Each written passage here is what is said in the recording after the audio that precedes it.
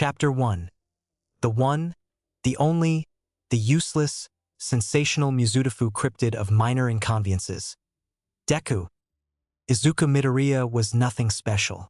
He got his quirk when he was 4, just like the rest of his classmates. It was almost identical to his mother's, an emitter that could lift up to 15 ounces. Granted, it was more telekinetic than just simple attraction, but it was also comically underpowered. Pretty dull quirk. He was by and large average. Still, Izuku was nothing if not dead set on becoming a hero. But with a weak telekinesis quirk like this mother's, what could he possibly do? Well, a lot it turned out. As Kakin had soon discovered, wearing anything with shoelaces was as good as shooting himself in the foot when it came to messing with Izuku. It was just so easy to tie them up with a thought.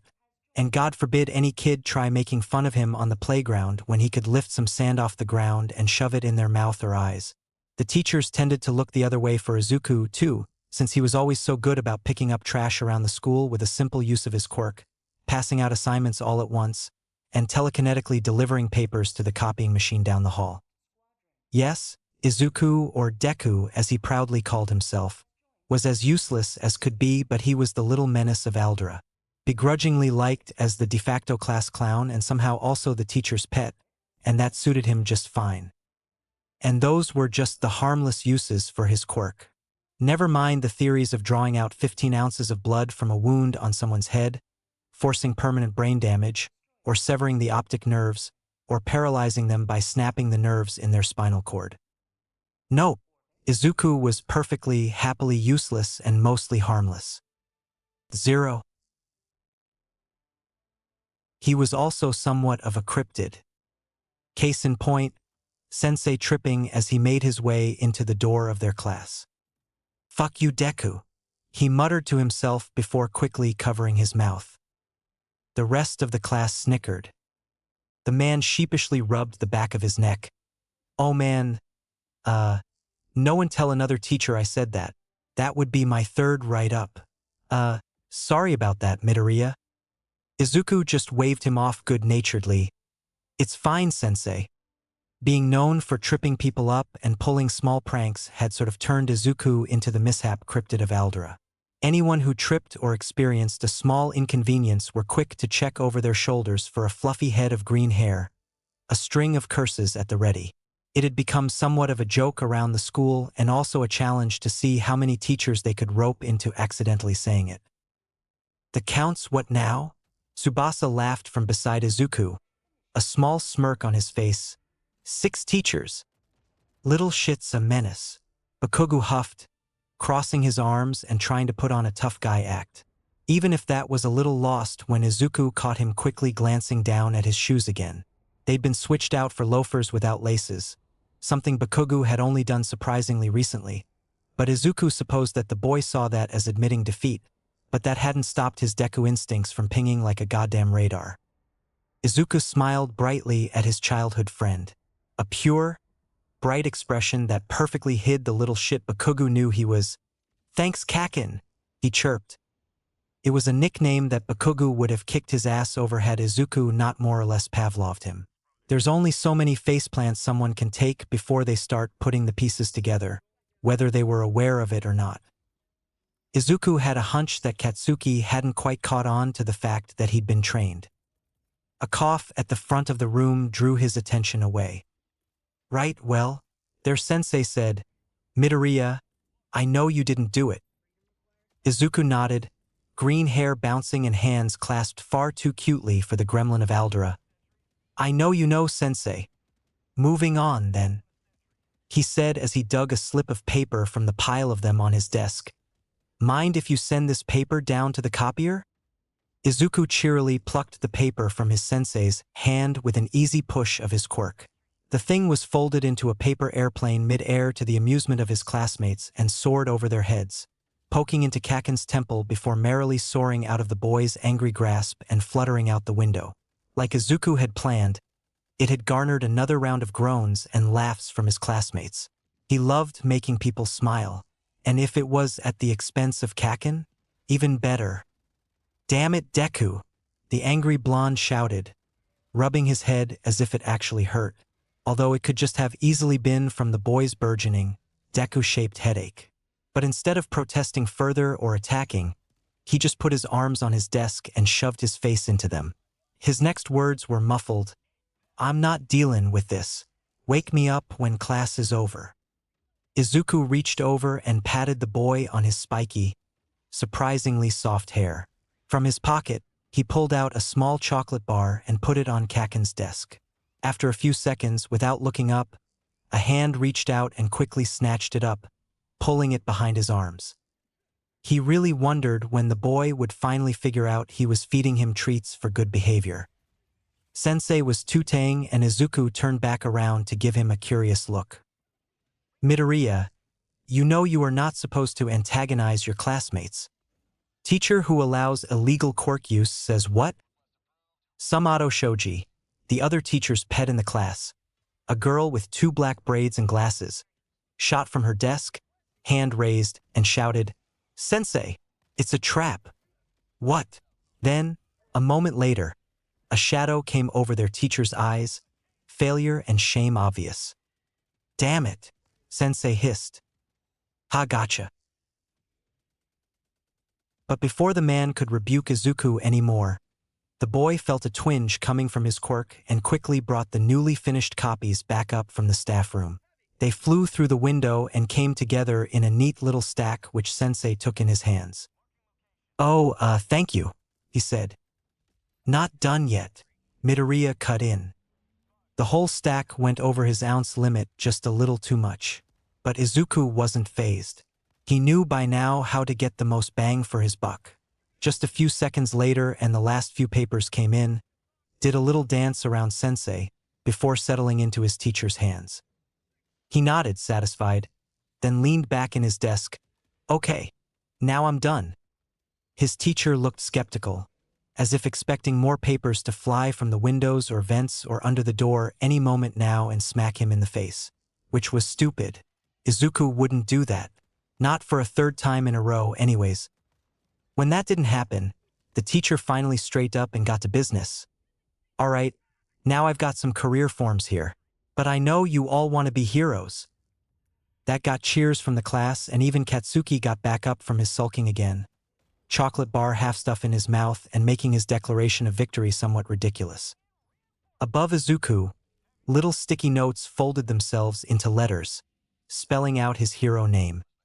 The useless hero, Deku. They paraded around the room with Izuku's Bluetooth speaker levitating from his backpack and leading the charge. With a tap on Izuku's phone, hidden under his desk, it began triumphantly playing the All Might Adventures cartoon series theme song. It was absolutely stupid and ridiculous. It made people laugh and brought a smile to the faces of all the other kids with weak quirks. And really, wasn't that the kind of hero he was trying to be? Chapter 2, Vigilantism, Lunchboxes, and a really bad pep talk. Chapter text. Things sort of went off plan when an escaped bucket of Nickelodeon slime tried to kill him on his way home from school. But no matter, Izuku may only be able to move around 15 ounces at once, but that still hurt like a bitch if he targets the eyes.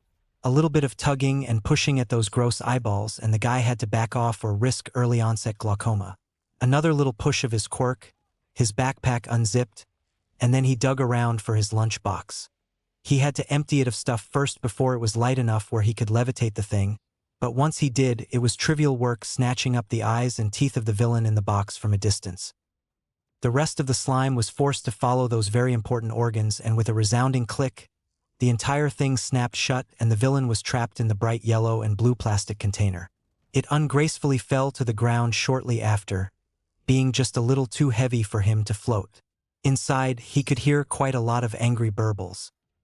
"Well," Izuku said shortly. He shoved his hands in his pockets and looked down at the villain consideringly. "Does this make me an illegal vigilante? I guess I can claim school corruption? I'm just an impressionable youth, after all. How should I know better when my school lets me do this kind of stuff? I don't think ignorance is a viable defense in court, young man." Izuku jumped back, hands flailing as he nearly fell back from shock. "Gah!"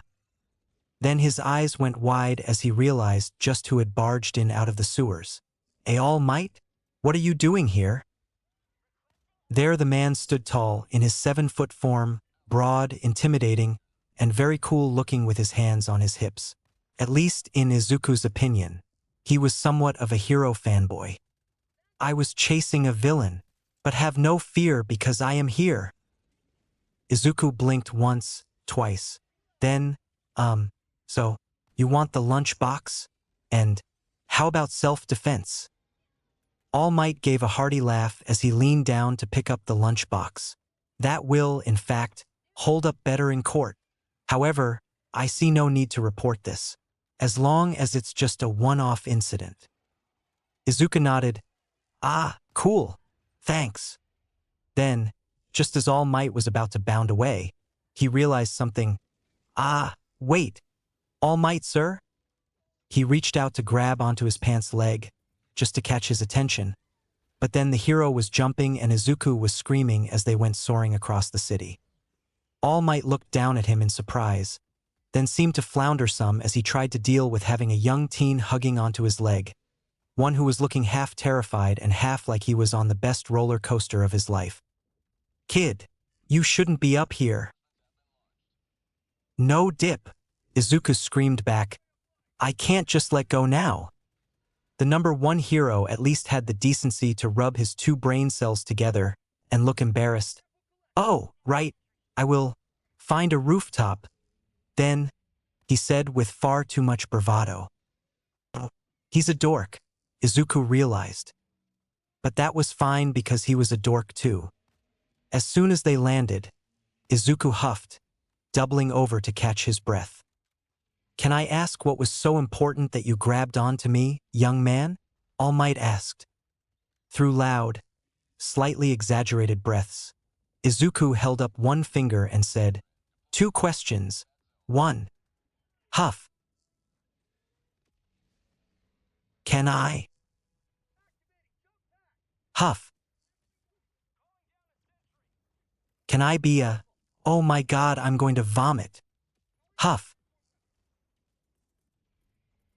A hero with a useless quirk? He wheezed out. He was pretty sure he'd do it either way, with or without the #1's opinion. But he couldn't just waste this chance and not ask. When he finally looked up, All Might was looking at him expectantly. Well, son, what is your quirk? You got the villain in a lunchbox of all things. After all, it can't be too shabby. It's weak telekinesis. I can lift up and move as many objects as I can focus on as long as the combined weight isn't over 15 ounces. All Might cocked his head to the side, placing his chin in his hand thoughtfully. Well, I've got this old buddy, David Shield, and channeling his nerdiness. I can assure you that 15 ounces of telekinesis isn't useless. I mean, you could totally mess up someone's eyes. Then he gave Izuku a beaming grin as if he'd just promoted popcorn sales for the Boy Scouts and not encouraged Izuku to go after someone's eyes. Izuku grinned, even out of breath, and spread his arms out in animated gestures. Because man, was it cool to have his favorite hero theorize even a little about his quirk and even say it could be of use. That's what I keep thinking. I mean, not actually messing with someone's eyes, not permanently, but like glaucoma's just the worst. The hero nodded sagely. Indeed, the worst. Well then, young Midoriya, he offered, brightly. Midoriya, you may never become one of the awe-inspiring heroes of the top 10, or even top 50 or 100. Geez, okay, maybe not as cool. But you can probably be a hero. But still nice, kinda? Thanks. Izuku shrugged. I guess? All Might nodded, satisfied. Right, well then, what is the other question? And, could you please hurry? Green eyes squinted across the rooftop. Was that steam coming off the hero? Izuku quirked one eyebrow but regardless, did as asked. Rushing through his words, he said, that lunchbox is a limited edition All Might-themed item. He admitted, a little embarrassed, which was kind of surprising. When was the last time he'd had any shame? He's sort of sold out all his shame when becoming the cryptid of Aldera. So, if it's not too much of an inconvenience, can you drop the villain off with the cops, then give it back? All Might seemed similarly flustered, although quickly put his trademark smile back into place. I see no problem with that. In fact, I'll return your lunchbox right now and just shove the villain into a bottle. I've got one with me right now, actually. I'll even sign your box for the trouble I put you through by jumping up here. Now let's see. Where is it? As All Might checked his pockets, he seemed to get a little flustered, then downright panicked. More and more steam seemed to be rolling off him. All Might, what's going on? Izuku asked, nervous. The man seemed to visibly sweat as he patted his legs down more frantically. I might have a... What? His signature hero grin turned into a grimace. I might have lost the lunchbox with the villain in it. Izuku gaped. At the very same time, an explosion erupted off in the distance. Izuku whirled around to face it, eyes as wide as saucers. That can't be good. A few angry, loud, and familiar sludgy gurgles punctuated his statement. Izuku hesitantly walked up to the edge of the rooftop and squinted into the distance before feebly suggesting, what do you think the chances are that that's not our escaped slime villain and just a totally different, unrelated one? All Might joined Izuku by the railing and grimaced. Not good, my boy, not good. I have never had good odds. Then, as if in beautiful karmic emphasis, All Might puffed up in a pathetic cloud of steam and turned into a scrawny scarecrow right before Midoriya Izuku's eyes. The stranger in front of him looked from his own form to a gobsmacked Izuku, and then to the explosion in the distance. Blood spewed out of his mouth not a moment later. Crap. Chapter 3, Enter Stage Left. Enabler All Might, starring His Internal Bleeding. Chapter text. Both of them went running down the stairwell 3 steps at a time as All Might gave Izuku a very abridged version of why he's actually All Might and not an imposter. Something something evil villain, something something government cover-up, something something terrible debilitating injury, something something retirement is the bane of my existence.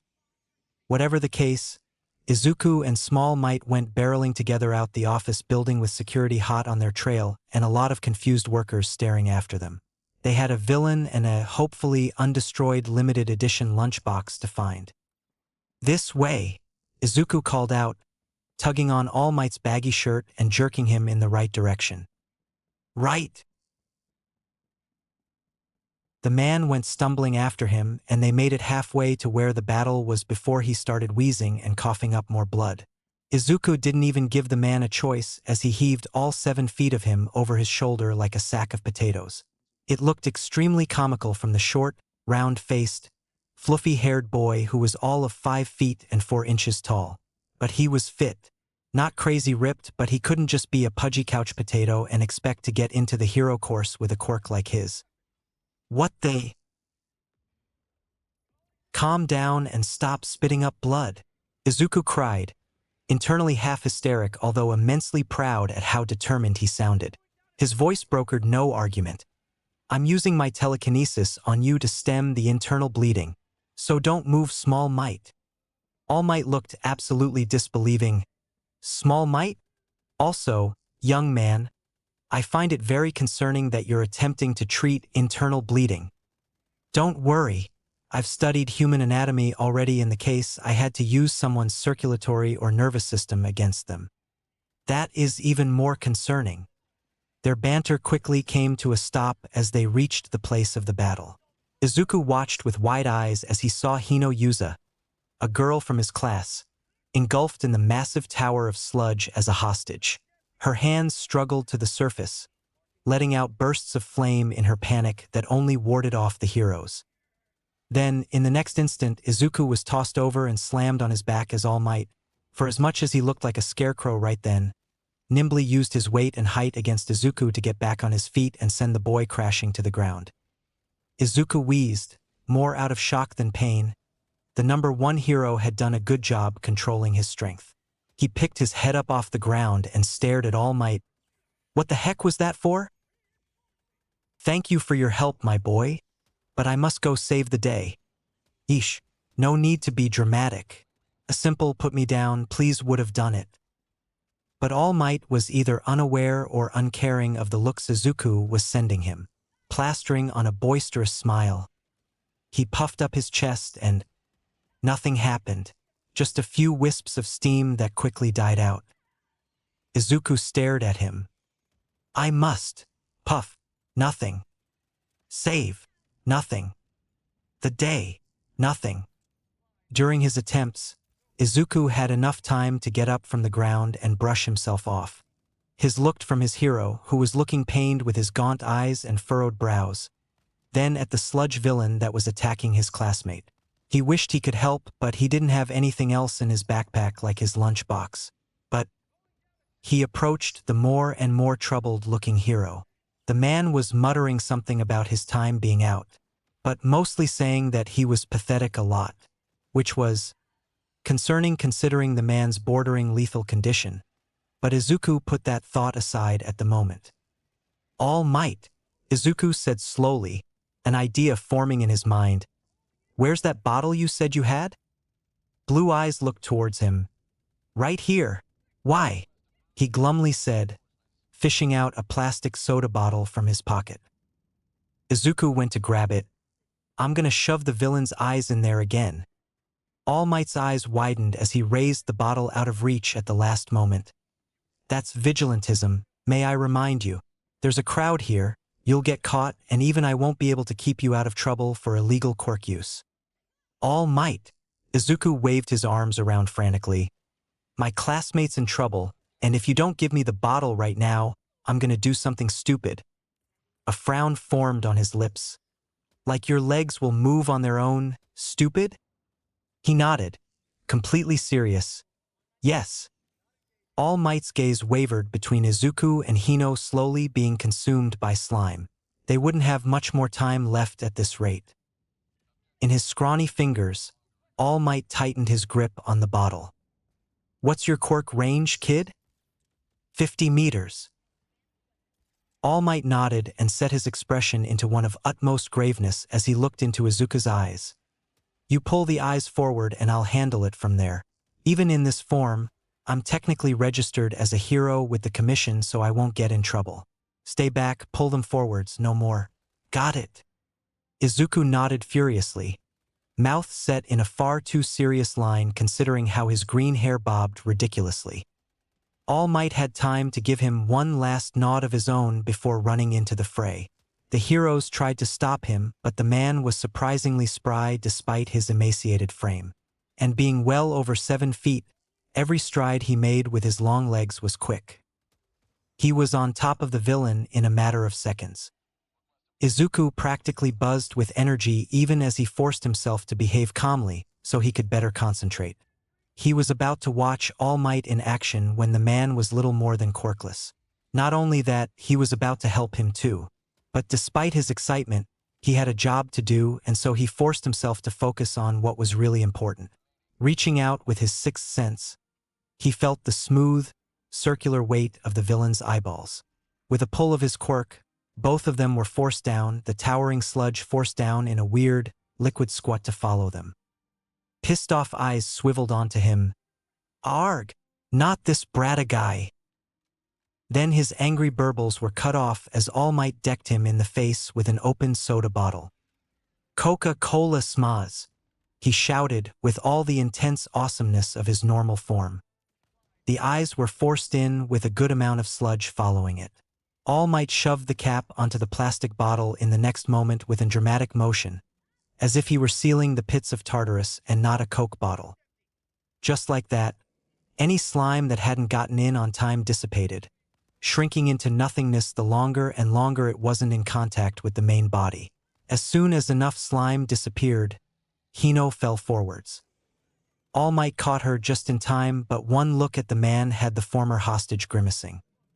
I got saved by a homeless man? She shrieked. Oh, this is so lame. Well, Izuku thought, no one ever said the fiery redhead had a good personality. Then she ripped herself from All Might's arms, who was looking rather put out, and stumbled forwards. Well, that was mean. Izuku frowned and gave a little push to his quirk. She tripped in the next second and face-planted onto the rubble. "Fuck you, Deku," the girl shouted on pure instinct. But when she went to look down, her shoelaces were once again untied. Izuku whistled innocently as he slipped further into the crowds. No need to stick around for her to actually realize he'd done it. Besides, he had a limited edition All Might lunchbox to find and a signature to wrangle from the pro hero himself. "Zero. I am here," All Might shouted as he skidded into view from out of fucking nowhere. "With your lunchbox!" And sent him into a mini heart attack for the second time that day. "Ah, what the heck?" Izuku screamed in shock, jumping back. In reflex, he sent a pebble into the hero's path, another schoolyard trick of his, and sent the critically injured symbol of peace tripping. Izuku had all of half a second to think before he dove forwards to the ground and made himself into a very nice cushion for the man. Less nice on his end, but his mama didn't raise an inconsiderate boy. "Oof," he groaned as he hit the concrete and all 200+ pounds of the hero fell on him. He was still pretty heavy even in this form. A little direction from his quirk stopped the blood spraying from All Might's mouth from falling onto his uniform. So at least there was that. "My boy, you didn't have to do that," All Might shouted as he shakily stumbled upwards. Izuku groaned as he flipped over and took the hand outstretched to him. "Sorry, All Might, but the gaping hole in your side and you currently spewing out blood doesn't help you." All Might wiped the blood away from his chin sheepishly. "Still, I'm more durable than I look. But actually, that's what I was here to talk to you about.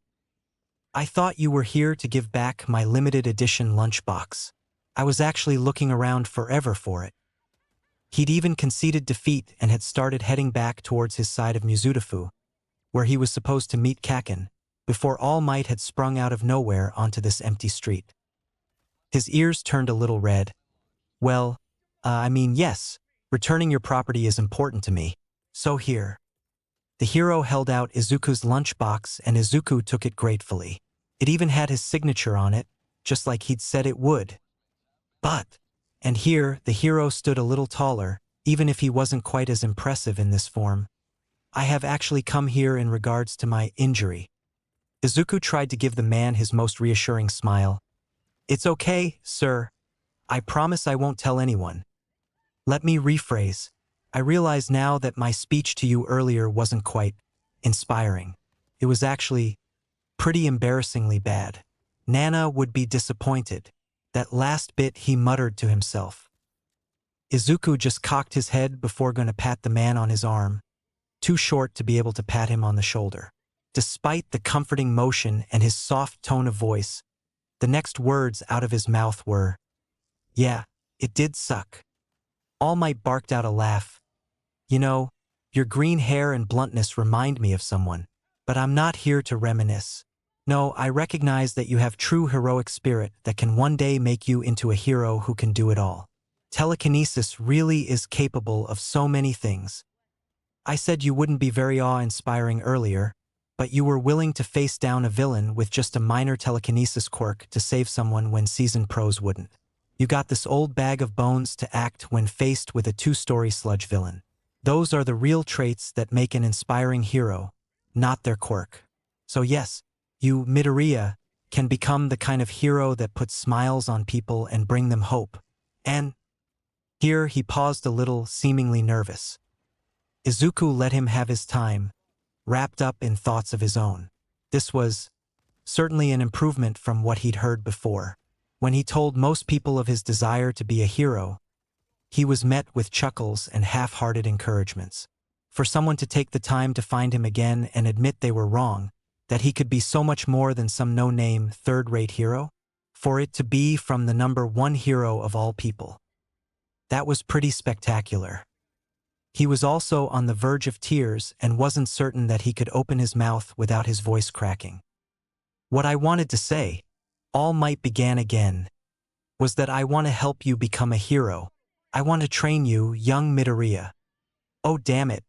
The world was getting blurry. He was really about to cry in front of the number one. Wasn't he? Also, I'm literally dying, so would you like my quirk? What? He squawked. Oh, there it was. The voice crack. Chapter 4. It's your power. Wait, shouldn't this speech be for someone else? Sorry I'm late, Kaken, Izuku said as he marched into the cafe. A villain tried to kill me earlier and All Might saved me. Then we went flying into the air and ended up on a rooftop. But then the villain escaped from my lunchbox and we had to go beat it up again together. Jesus fuck, Deku. Just say you don't want to come next time. It'd be more believable than that. He shrugged. If you say so. Wasn't his responsibility to correct Kaken's opinions, just his violent behaviors. Speaking of, so wanna Ramoon? My treat. He deserved it for not trying to burn off Izuku's face for being late. Katsuki grumbled, always a little miffed at first to be given things, before nodding anyways and grabbing one of the Ramoon from the fridge. Izuku grabbed his own before they both went to the counter to buy their soft drinks and order some snacks. Izuku got some onigiri while Katsuki ordered some spicy tuna sushi. From there, they sat down in a nice little corner of the cafe. Katsuki always looked like a chipmunk as he practically inhaled his food, only really starting to talk after he'd finished. But today, Izuku couldn't focus on his childhood friend's aggressive ramblings. No, his mind was far too focused on the offer All Might had given him. It sounded impossible. It was absolutely ridiculous. Who just hands over the greatest quirk in the world to some kid just because they were going to fling themselves into a misdemeanor vigilantism court case with nothing but a soda bottle in hand? All Might, apparently. Of course he'd said yes. Of course he did. He'd be a fool not to. Earth to fucking Deku. You float your brain up to space with the rest of your common sense? Katsuki bit out, hand reared to smack him on the back of the head.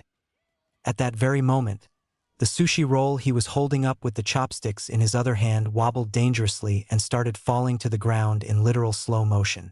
Hopefully no one would mind the minor public quirk use. Slap abandoned. Katsuki growled and went to snatch it back up, but the sushi veered out of the way. Damn it! Stop being a dick, Deku. Izuku rolled his eyes and did his best to hide his smirk behind his onigiri. I have no idea what you're talking about.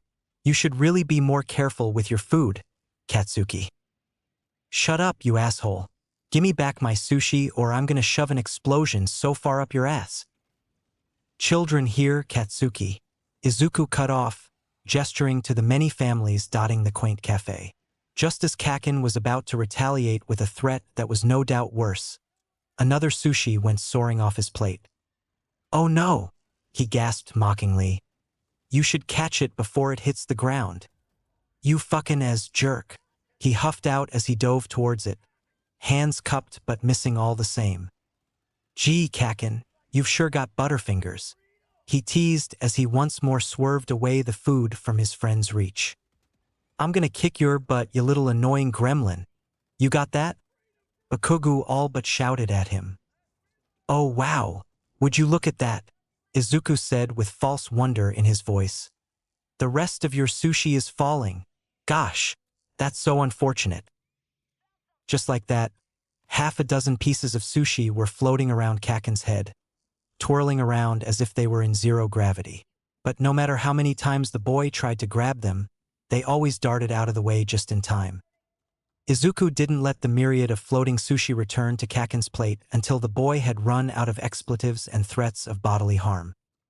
Izuku sighed, satisfied as his friend tired himself out.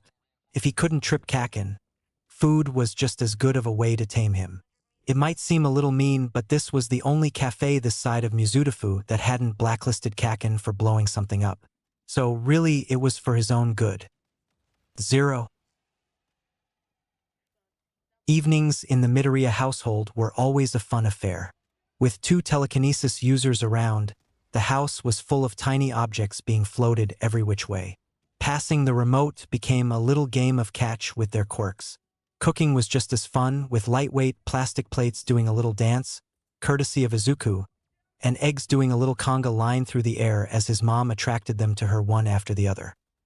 And then there was the phone that they often had trailing around one of them. It was nearly at the weight limit for both of them but had been bought specifically by their dad so it would be just under the ounce line. On it was a FaceTime with Midoriya Hisashi, Izuku's dad. At least 3 times a week he'd make an effort to call from his apartment in America, despite the time zone difference. When the man was able to visit at least once every 6 months, cooking nights became even more ridiculous, with food sometimes being broiled and charred mid-air, courtesy of his father's fire-breathing quirk. "So, Izuku, how was your day?" his father had asked as Izuku cleaned the rice they'd be using that night. Izuku looked over to the phone, eyeing the man with a considering look. His father was rather plain, all things considered. He had black hair and black eyes, was a salaryman, and was a good person, albeit a little too grounded, with a slight bias towards Izuku going into accounting instead of heroics. Although Izuku didn't think his father had realized he knew that. He did do his best to support him by sending hero magazines and movies over from America, even if he didn't understand why Izuku didn't want to follow in his footsteps. Still, Izuku didn't want to risk setting off his father on a worried tangent about the dangers of hero work if he mentioned the sludge villain attack on him, even if he'd been completely fine and even got an All Might signature out of it. And the hero's offer of personal training and his quirk, but that wouldn't ever be said out loud ever. So he settled on telling him what he'd already told his mom. "It was a pretty average day. I went out to get some food with Kakin. I think I'm going to start exercising more regularly, go out on jogs and whatnot." His father hummed in acknowledgement. "Ah, that's nice. Did I ever tell you I was on my high school's track team?" Inko took that moment to come back into the kitchen from the pantry. "Yes, Hisashi, you've told us all many times," she said with an exasperated sigh but a smile on her face all the same. Izuku couldn't help the way his own lips quirked up, until a levitating tomato from the other side of the room suddenly bonked him on his head. "Oops, sorry," his mom said, sounding only a little apologetic. Izuku huffed out a little laugh good-naturedly, while his father bellowed far more uproariously on his end. It was just part of the fire user's personality. Yes, evenings for the Midoriya family were warm and pleasant. 0. As Izuku would quickly find out, mornings would not be so nice. "What?" he drew in a ragged breath. "Are you trying to do? Kill me?" Izuku cried out as he dragged a discarded car door on each hand across the beach, trudging bit by bit. "Nonsense. This is good body and character building," All Might, his new mentor, said cheerily. "I miss when we were still pulling shards of plastic and trash out of the sand," he said, only half joking. That had been the easy part. His quirk had a sort of sense that let him pick up on the arrangement of objects around him, no matter how minute, in a radius around him up to 50 meters away. It'd make him a great rescue hero one day, since he'd be able to find anyone in the area and maybe even use his telekinesis to funnel in air and disperse dangerous, airborne particles if his control got fine enough.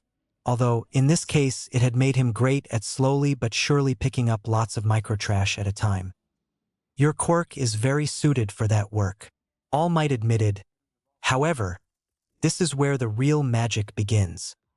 Izuku nodded. "Yeah, it'll help me bulk up, and it's the spirit of heroism, right? Doing something like this." All Might looked at him proudly. "That's right." Well, he liked making people smile by pulling a few goofy pranks here and there, and by proving even useless quirks could be of help. Community service would just be another way to make people's lives better and bring a smile on their face. 0. For the months leading up to the final exams at Aldera, Midoriya Izuku put in a stupid amount of elbow grease into cleaning up the beach. During both his mornings before school and his afternoons after school let out. He got a day off the physical work on Sunday so his muscles could rest, but that time was spent either studying for the UA written exam or practicing fine-tuning his quirk even further. Those months, Izuku had stewed on something, but it wasn't until a few weeks before the UA entrance exam that he finally worked up the courage to speak his mind to All Might. or Yagi as he'd been told to call him when he was acting as his civilian identity. "Hey, All Might," he murmured, surprisingly not too out of breath as he dragged a washing machine behind him with the number 1 hero on top of it. In his full form too. "What is it, my boy?" Yagi asked, exuberant as ever. "Remember to put your leg muscles to work. Bad form will hurt you in the long run almost as bad or worse than a villain will." "All right," Izuku said as he readjusted his posture, putting less stress on his back. But All Might, I was wondering." "Yes." "I know you said you want me to inherit your quirk, but—" He trailed off, swallowing nervously. He really hoped the hero wouldn't take this the wrong way. But would it be all right if I took the entrance exam without getting it first?" He finally said, stumbling on his words as he forced himself to push them out. It's fine if you say no. I get that it might be a little unheroic to not go all out when everyone is giving it their all. But you want to prove that you can get in on your own power," All Might said, his voice even and understanding. Izuku nodded, even as he tried not to look at his mentor, too worried that he'd see the man dismissing his dreams of getting in the top hero school with just a weak telekinesis quirk. Earlier pep talk or not, it was a far-fetched dream. "Why yeah, since I was little, this kid I knew called me Deku, meaning useless. It stuck. It was supposed to be an insult but I embraced it, you know? I wanted to be the hero who could make anything useless into a tool to help."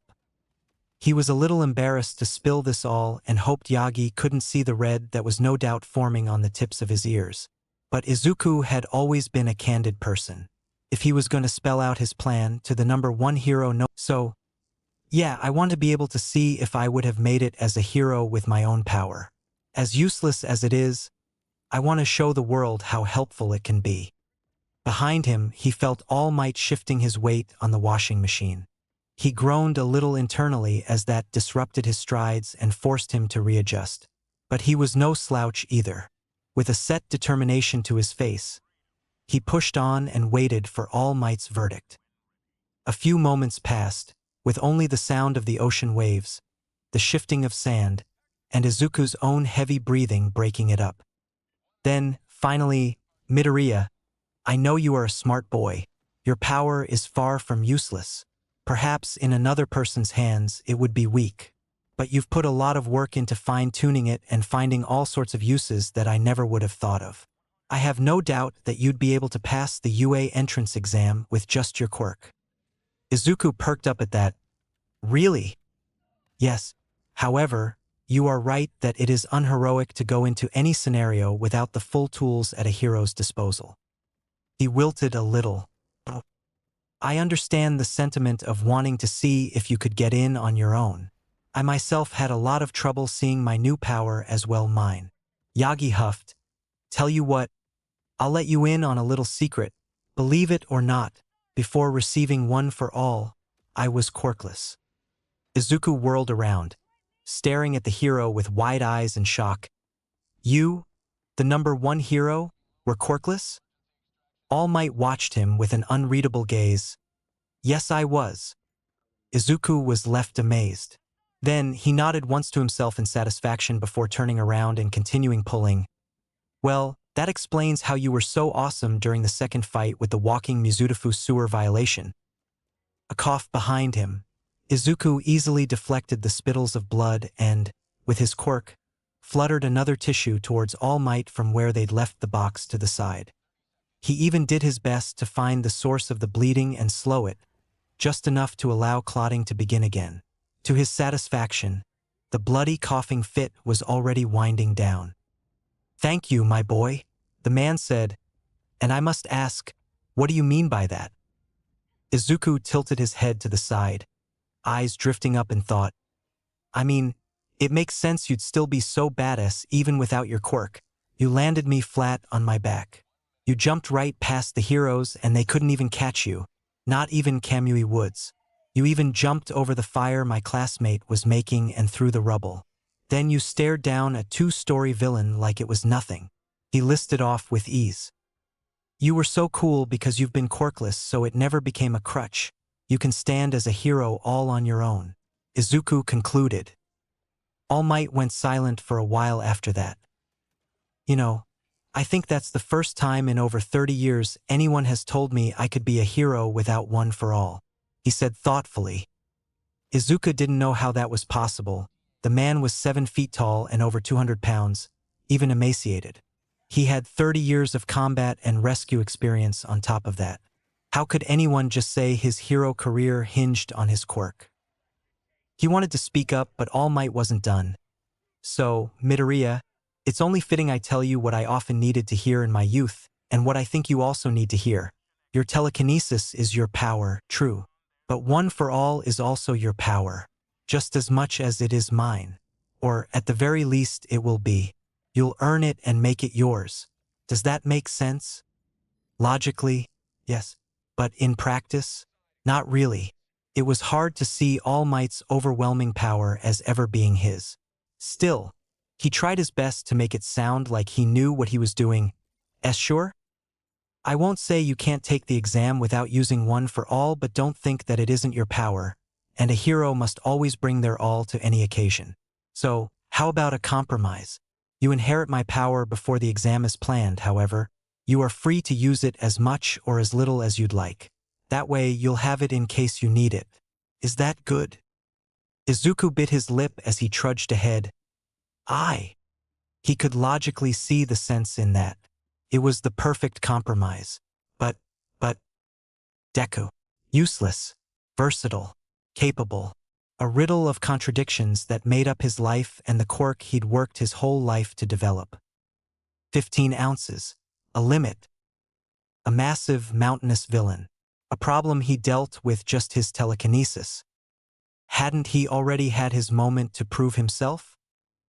Was he really so attached to his limits, or rather, the feeling of defying them, that he was worried about getting rid of those limits completely? Well, when put like that, it sounded like the words of a rebellious teenager. He snorted at his own stubbornness. Well, one had to be a special kind of person to look at 15 ounces and take it as a personal challenge issued by the world itself. Yeah, he finally said, that sounds good. 0. By the way, I think it's concerning how you've made being useless your whole personality. You don't get to talk, Mr. Symbol of Peace, with 3 organs half missing. Chapter 5. If you can't beat M, trip M with a really, really big rock. Today was the first day in the annual testing preparations. And, unfortunately, they weren't doing fun things like checking on the mock cities and running tests on the 0-pointers. No, it was the worst day out of all of them. Application Review Day. So, the UA staff were stuck in the teacher's lounge all shift as they rifled through stacks and stacks of papers that could have hit the ceiling if they weren't broken up into segments. For the nth time, Kayama sighed in exhaustion. Snipe downed another coffee before shoving back on his mask and once more bemoaning that he hadn't brought his guns so he could end his misery already. Ken patted him on the back before offering to just throw him out the window if it would help.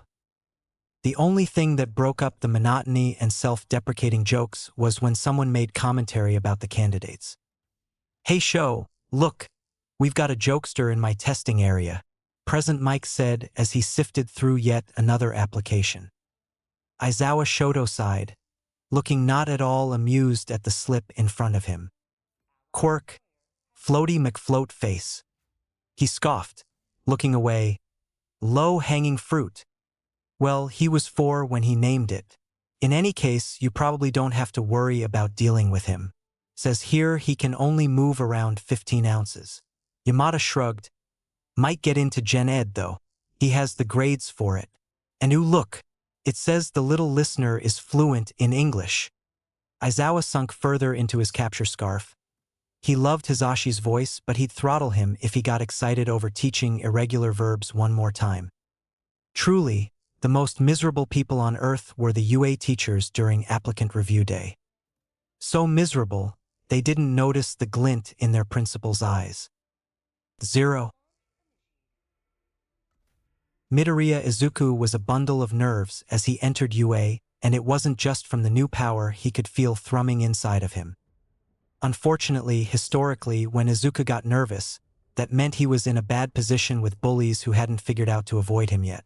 So, out of reflex, he'd accidentally sent several pebbles at people's shoes or messed up the laces of the next intimidating person to get too close. It felt like he'd just about tripped up everyone here for the exams but himself. Some poor girl had been running around helping people up with her quirk and, in her haste, had left someone floating for far too long and had to get another applicant with a frog quirk to rope that person down with their tongue. Kaken had knocked him upside the head for that, which, fair, Izuku deserved that, but he still tripped up Kaken afterwards because one couldn't just make exceptions when it came to conditioning. He'd read it in a doggy blog.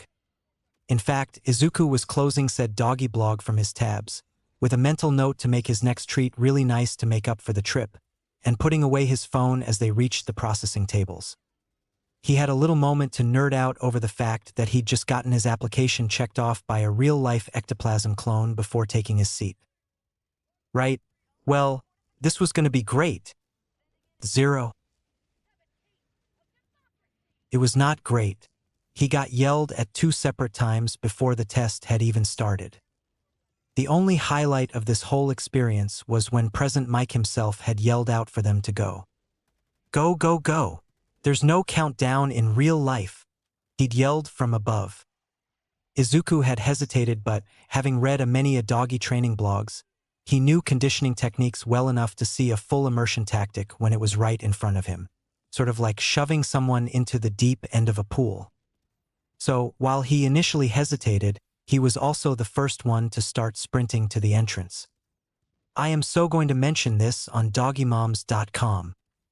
He muttered to himself as he ran, gaining an odd look from the blue-haired boy, the one that yelled at him, who was one of the people fast enough to catch up to him once the others got started.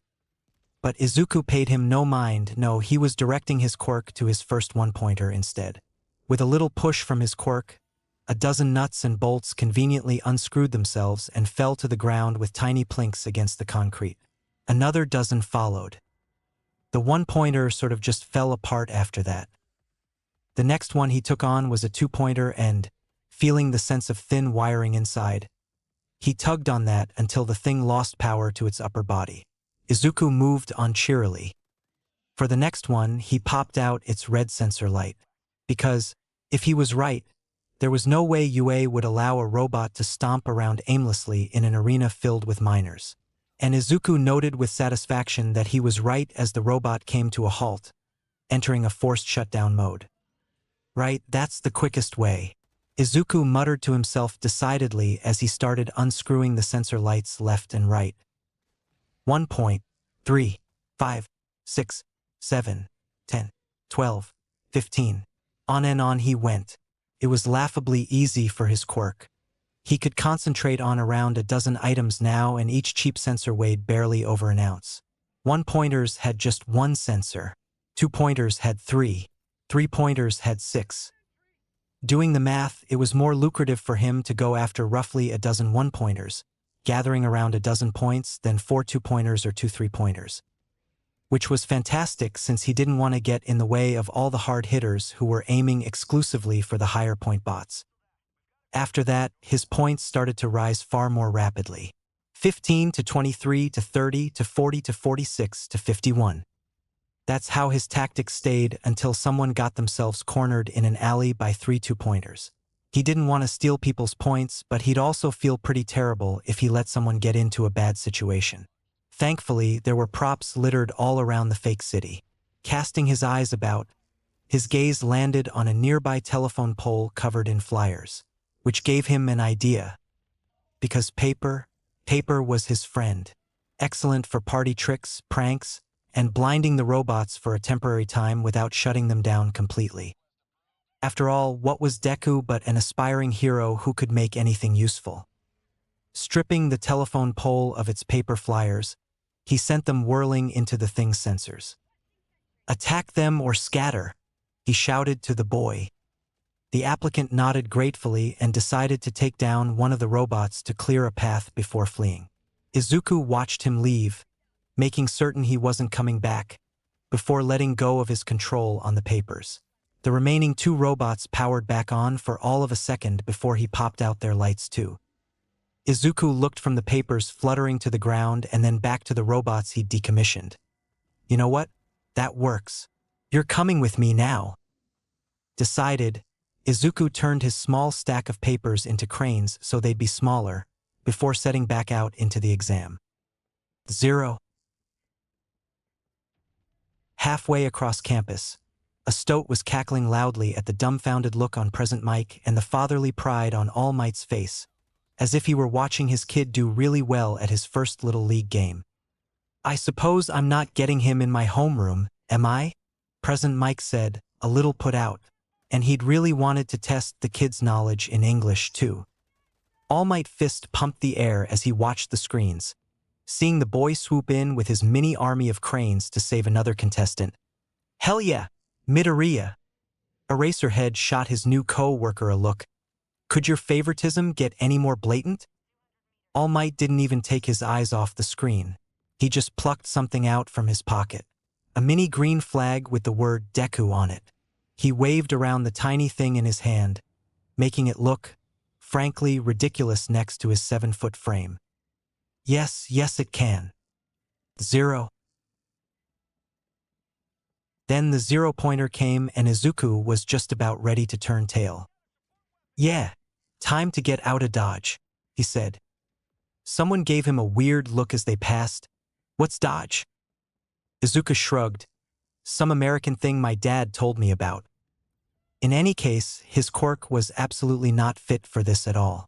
The 0-pointer was truly massive, rivaling the sludge villain, rivaling multi-story buildings even, and far taller than the 50 meters he could use his quirk in, meaning he couldn't reach the sensors, and it was worth absolutely no points. So he turned on his heel and started running. And then, help! Izuku froze. Please help, I'm stuck. Izuku turned around, rigidly, and swallowed back his common sense as his eyes landed on the source of the noise. It was the brown-haired girl who was helping everyone at the entrance to the school. When he'd tripped a bunch of people, no one was going over to help her now. Well, okay, from the way his legs were already moving, one person was going to help her. Time for the 7th stupidest thing I've ever done, Izuku shouted to psyche himself up as he ran over. This is so much nope. 1,000 times nope. He muttered to himself as he started running over. At the same time, Izuku tried dividing his attention between rescuing the girl or somehow finding a way to dismantle the 0-pointer before it got any closer. Too tall to reach the sensors, the wires were too reinforced to tug and snap, and those weren't bolts but rivets and welded together steel. What's wrong? He rushed to say as he got to the girl and started trying to lift the concrete. I thought, he groaned from the effort, that you could lift this stuff. Her voice was desperate. I get nauseous and really weak. I can't even move, she cried. Oh, he perked up at that. I can help with that. 5-point contact, right? He asked. Huh? Why yes, she said, voice tired but confused. With a little push from his quirk, he focused on her hand and lifted it up. It rose on its own, to her surprised yelp, and all 5 fingers pressed against the rubble above her. It was weightless in an instant and Izuku had just enough time before the 0-pointer stomped on them to direct the suddenly 0-ounce chunk of rubble with his quirk. He swerved it right behind one of the 0-pointer's legs before forcing it to hurtle back towards them. And, in the greatest trip of the century, the robot's leg got pushed off balance and the hulking metal giant slowly crashed down and onto its back with a thunderous cacophony that shook the ground. Then he grabbed the girl, tossed her over his shoulder like he did to All Might, and ran away like a bat out of hell. 0. Ha! Suck it, Zashi. Can't talk about adverbs in homeroom now, can you? Shut up, Namuri. Let me mourn in peace. In contrast, All Might stood up and cheered, That's my boy! Awesome with or without one F. Nedzu shot up from his own seat. a panicked look in his eyes as he watched the hero about to blab about the nation's greatest secret like it was a pep rally, and promptly flung his clipboard into the symbol of peace's face. "Think fast!" It decked the hero in the face, and All Might's hands shot up to clutch a suddenly bleeding nose. He moaned from pain, his voice suddenly muffled and nasally. "Ow wow." Chapter 6. Just uh-oh. Chapter text. Midoriya Izuku got into UA with 54 villain points and 38 rescue points, which made him first place. What? He'd almost asked All Might if this was the right letter as soon as he'd gotten his results and run down to meet him at the newly cleaned beach. Well, after he'd had a celebratory dinner with his mom and called his dad.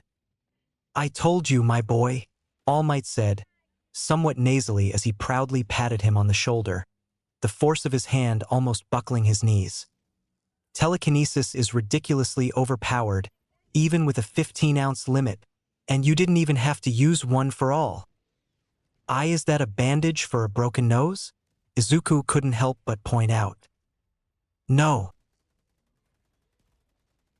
"Wasn't that a little defensive?" "Was it from a villain?" he pressed. "Yeah, sure. Let's go with that. Now, we were talking about your really awesome quirk," All Might said. "You outdid yourself there." Wow, okay, that was playing dirty.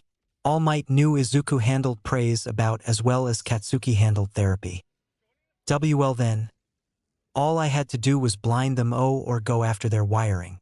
Pretty simple. He stuttered out, embarrassed. "And was that a tiny flag poking out the hero's pocket?" Clever. Like how you've studied anatomy to take advantage of the body's most lightweight and fragile parts. I'll be honest. I'd never given the finer points of the human body much attention outside of training and basic first aid, but oh boy, have you made me deeply fear for the safety of my medulla oblongata," he said with hearty laughter despite the slightly messed up subject. Izuku shook his hands frantically. Kinda like that. "It's medulla oblongata, by the way. But it's not like I'd actually use my quirk to attack the brain. But, when should I first use one for all? I feel the quirk's huge pool energy in me, but now that the beach is cleaned up, it's not like we can use it as a training ground. And I don't know if I should use it for the first time ever against a person." All Might nodded. I hadn't thought of that, but I can see why that would be a problem. Okay. Well, I am a teacher at UA. By the way, I can't believe I had to learn that from a projection," Izuku pointed out. "Shush. I bet your reaction was hilarious." "Oh yeah. My parents didn't stop laughing for a while." All Might huffed out a laugh of his own. I'm sure. In any case, we can just use the school facilities. I'll get in contact with Nedzu for permission. He knows about the quirk situation, so I'm pretty sure he'll understand." 0. Izuku spent the next few days getting shocked looks from his teachers and classmates for his admittance letter, and carrying around a spray bottle and Snickers candy bars in equal measure to quell Katsuki's temperament. Being the top scorer at UA had pissed off his childhood friend to the point where he probably wouldn't notice if Izuku started pulling out rolled-up newspapers to bop him on the nose with. At this point, half the fun was seeing how far he could push it before Kaken realized what he was doing. But as the blonde was absolutely flipping out on him, Izuku didn't think he'd so much as noticed. It took a few days before Izuku had gotten his friend back to heal, but by then, Yagi had gotten permission from Nedzu to use their training grounds. So, it was a grumbly Kaken he parted ways with that day and not a King Explosion murder Kaken. In any case, the day was very cheerful and bright for one Midoriya Izuku as he found his way to the train station and then to UA. All Might had met him at the gate and passed him his guest ID, which he would use for training until the term actually started. A short trip to the training fields later, and the two were left standing around looking a little unsure. I'll be honest, I never got this far with my training regime," Yagi admitted. Izuku came to a stuttering halt. "Wait, what? This is the most powerful quirk in Japan, if not the world, and you didn't make a plan for it?" All Might had the decency to look away, Embarrassed? Clench your glutes? I guess? It really just came naturally to me. Now, as I was quirkless, one for all enhanced my body. But for you, it should enhance your quirk. Give it a try. After a moment, Izuku took in a deep breath, let it out, and shrugged. How hard could it be? After All Might had figured it out, and even Izuku's hero worship couldn't stop him from admitting the man lacked any common sense outside of hero work and training. Anyone that dressed in pinstripe suits and decided half a stomach and a missing lung were okay to work with were a few beans short of a burrito. All Might gave an encouraging smile. That's the spirit. Can't be too bad, you've beefed up enough. What's the worst that could happen? Izuku nodded, looked at Yagi, looked down at himself, reached into that well of power, then turned on OFA. Instantly, the entire field started to float. Dirt lifted from the ground and props and equipment started to rise in the air. Everything on the field got pulled upwards, Izuku and All Might included. This was already pretty amazing, but Yagi's squawk of some kind of emotion made Izuku look up in concern. All Might? He asked. The man just stuttered, looking somewhat hilarious as he flailed around in his buff form and sent himself in a lazy spin, wide-eyed like he'd seen a ghost. I know. This is the most I've been able to lift, Izuku said, cheerily, trying to reassure the man's nerves. Must be a little odd being picked up by an invisible force. It was even slightly weird for Izuku, and it was his quirk. That's like, what, 20 dumbbells? But if you want, I can set it all down. And not that, my boy. All Might cried out. It's... He paused. Wait a minute. I just need a sec to come back around, the man said with his back facing Izuku. A few seconds later, and with a little nudge from Izuku's quirk, and the hero rotated around until he was facing back in the right direction. Righto. He shot out an arm to point at something behind Izuku. It's that. Huh? What? Izuku asked as he used his suddenly stronger telekinesis to twist his whole body around. In the distance was UA High School, specifically UA, with the entire building ripped from its foundations and floating off the ground a clear 30 meters in the air. And it wasn't just the main building either. He could see the nearby gyms floating as well, leisurely tossing and turning in the air. Oh God, were those the USJ zones going into the sky? Izuku's jaw dropped. Green eyes went wide. I. Neither could say anything as they watched the slow, floating chaos around them. It wasn't until 5 minutes later, when they heard a little roaring sound in the distance, that they snapped out of it. Izuku blinked as he watched a large stoat in a suit fly a jetpack in their direction before coming to a stop right in front of the green-haired boy. Mr. Midoriya, could you please put down the school? Principal Nedzu politely asked. Chapter 7. An old man, a clairvoyant, and an inventor walk into a high school. Chapter text. Izuku and All Might had quickly come to the conclusion that they were way in over their heads. So, as soon as Izuku had found out how to more or less gently set down UA, emphasis on more or less, to Cementos' undying horror at the foundation work he'd have to redo, they called in the big guns. AKA literally any and everyone who might have a clue on how to control OFA. A week later, and Izuku felt very much like a specimen under a microscope as the David Shield ran another diagnostic test in the UA labs. Is that the last one? He asked nervously. On the other side of the blast-resistant glass covered in a lead grate, between the lead-encased rooms, just about the only material he couldn't levitate something through. He saw the renowned inventor shake his head. Sorry, Midoriya, but we've still got a few more to run. Bah! An older man said, You're never gonna figure this out with your graphs and data. The kid needs to get out there and do his stuff. Get a few beatdowns, figure it out like that. I found hero students learn fast when it's either that or eating dirt. All Might full body flinched. Gran Torino, the semi-retired pro hero that had trained All Might. That man was, to put it lightly, a force of nature. Izuku had tried tripping him up once or twice, even bringing out the candy. but the man was too smart for the conditioning Izuku usually pulled. It had worked on curbing Kaken's violent behavior, and Izuku had even started carrying around juice boxes to train All Might out of his destructive habits. But Torino had caught on too fast. At the very least, the elderly man wasn't mad.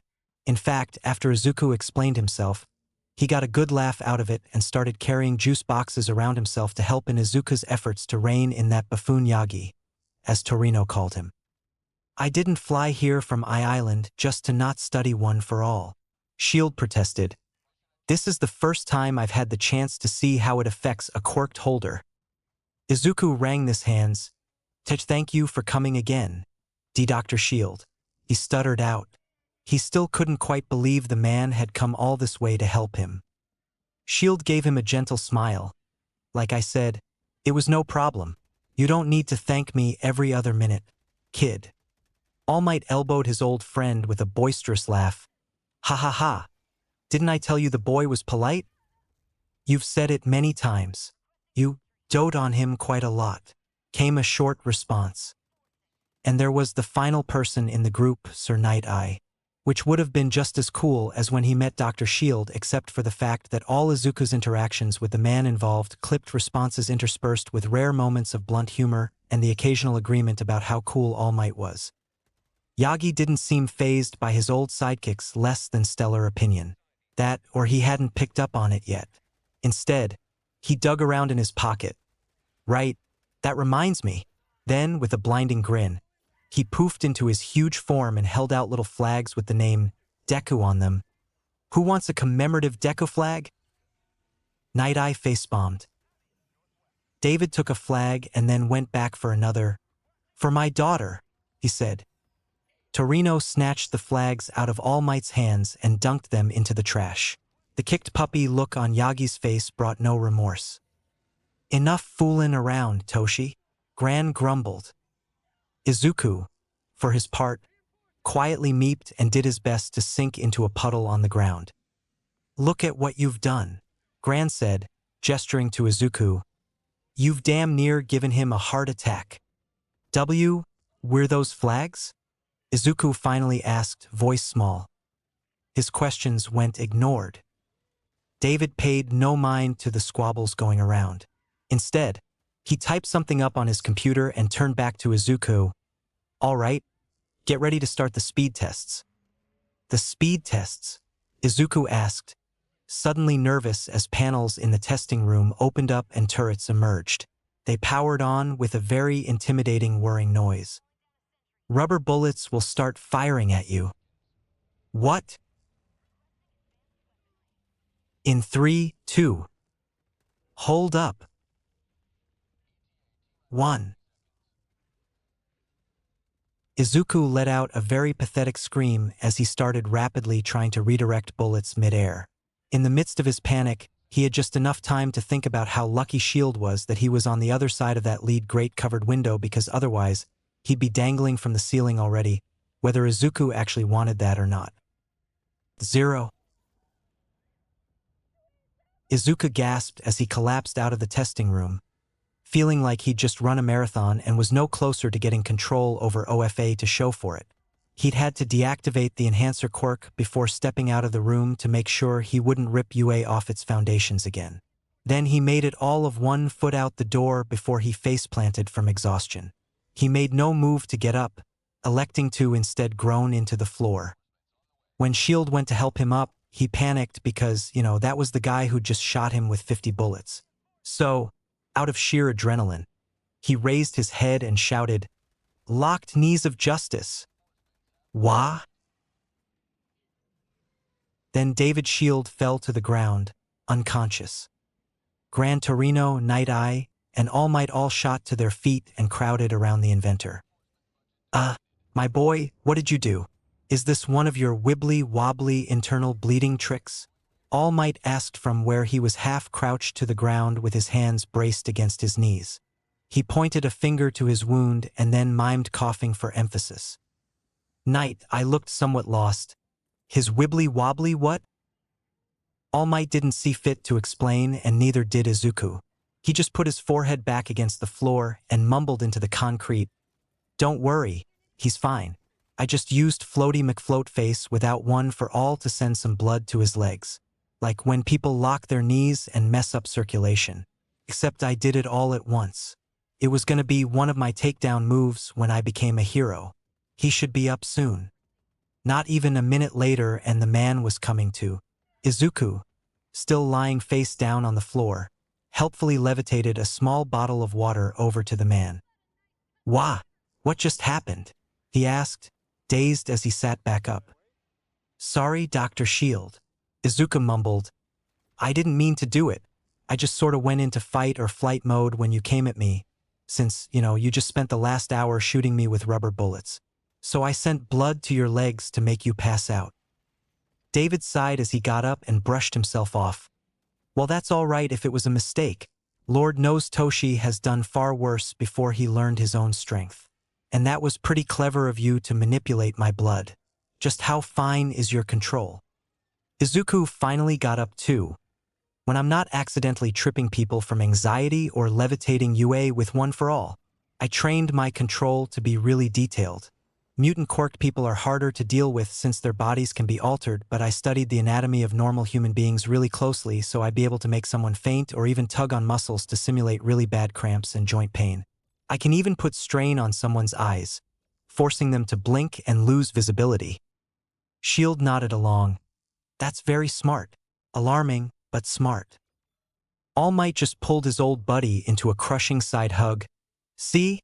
I told you Midoriya was a little nerd." "All Might," Izuku cried.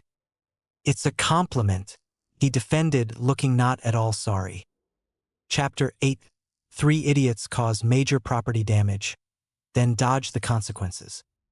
Chapter text. After that, Shield would pull Izuku in for tests every day while he was there on his trip to Japan. He'd run the numbers in between visits, theorizing on the quirk science and giving whatever tips he could to Izuku about regulating his metaphysical output.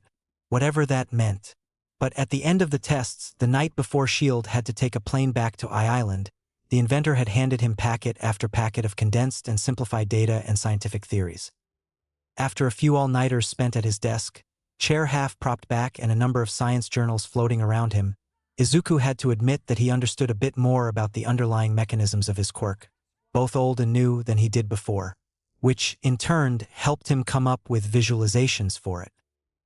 It was his days spent with either Gran Torino or Sir Night Eye where he was allowed to actually put one for all into practice while in one of the lead-covered lab rooms. All Might had been banned from overseeing quirk training alone after he left the door open, resulting in the school once more being floated. Which was, frankly, hilarious considering none of the other teachers had been informed of why it was floating, since OFA and Izuku's sudden power-up were currently being kept under wraps. It left them running around like chickens with their heads cut off, to Nedzu's unending delight. Instead, Yagi put his efforts towards buying a warehouse in Mizudafu and having it lined with lead. Stupidly expensive and a pain on such short notice, but, as Izuku had learned, the man was frugal when it came to his personal life. He probably owned 1 suit and all of 2 t-shirts. So, after years of being the number one and spending almost nothing on himself, he had long since gotten the money for such a ridiculous project. It was done just a few days before term started. Right then, All Might clapped. "Show me what you got, son." Izuku nodded, turning to take in his surroundings in the warehouse, now a converted gym, and all the props that had been stuck around it. This was far bigger than the small labs UA had, and all manner of objects had been put inside. Some insanely dense in an attempt to find his weight limit, while some were extremely delicate to test how gentle his quirk could be with OFA. Other parts of the gym had been rigged with cameras and sensors to find out how fast he could move things, while others were designed to further test his fine control when it came to motion, with sensors able to read movement down to the millimeter. The only thing they couldn't test was his distance limit, the warehouse being too small for that and them being unable to risk going outside unless they were somewhere completely isolated, which would have required longer than the day trips he'd been taking away from home. However, it was easy to say that Izuku had long since passed 50 meters, considering that the USJ was several miles away from his spot at the field. So at least they knew it was around the diameter of the USJ campus, considering no one had reported strange floating issues outside of the school. Thankfully, Izuku wasn't sure what they would have done if he'd lifted cars out the road and half a city block. Right now, though, Izuku didn't concern himself with the what-ifs. Instead, he let loose of OFA again and let everything float. All Might, who'd had the sense to tie himself down onto an anchor point on the floor, looking for all the world like a scrawny version of an All Might holiday parade float, looked around with a thoughtful expression on his face. "Have you gotten better at controlling any of this?" Izuku shook his head. "I float everything at once, even if I try not to, but I'm still limited to concentrating on a dozen items and able to only direct those. Any more than that and I can't keep up." "Gran, what do you think?"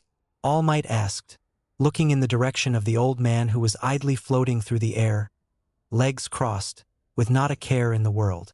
In fact, he looked to be having a lot of fun catching his orange chicken pieces out of the air with his chopsticks. "I think," he said, after popping another one in his mouth, "that the kid needs to stop thinking so damn hard." "Huh?" Izuku intelligently said. Gran gestured to his chicken. "How many are there here?" Izuku quickly counted under his breath. 1, 2, 3, 5 to 18? "Yeah. Now try putting them back on my plate."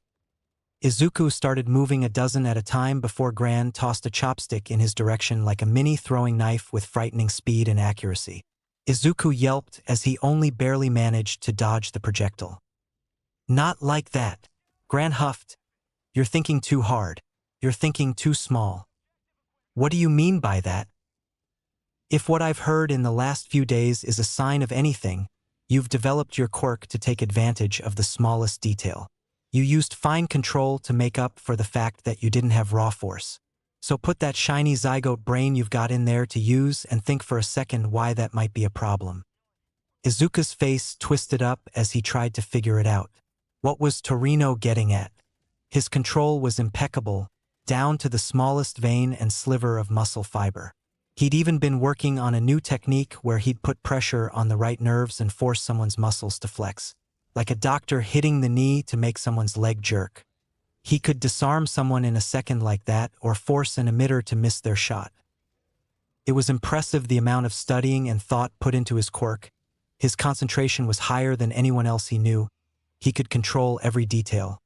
"Oh. I'm wasting my concentration? I don't need to control every object?" "Maybe," he hazarded a guess. Mr. Shield was always going on about larger and more general metaphysical movements. If Gran Torino was satisfied at his guess, he didn't show it, instead giving Izuku an impatient look. "Well then, test it out already, and give me back my damn chopstick." Izuku nodded. He sent the chopstick back towards Gran before focusing back on the floating orange chicken.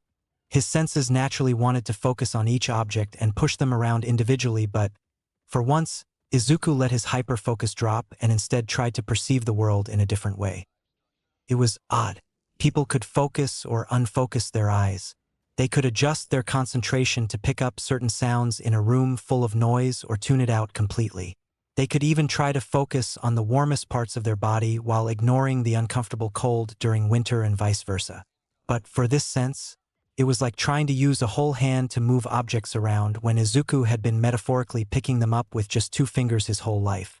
Except, in this analogy, Izuku hadn't even had the whole hand until a few weeks ago.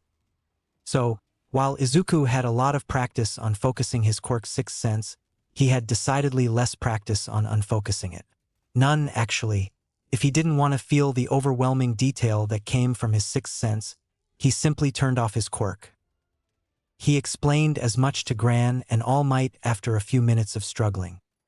"So, if I'm getting this right, you need to do the opposite of clenching your glutes," All Might guessed.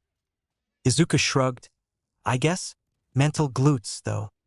"Well then, unclench them," All Might encouraged him.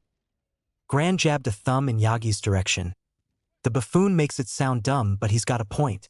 Quirks are like a muscle. You just have to relax it. And hurry up, brat, my chicken will get cold at this rate. So get them on my plate already. Chop chop."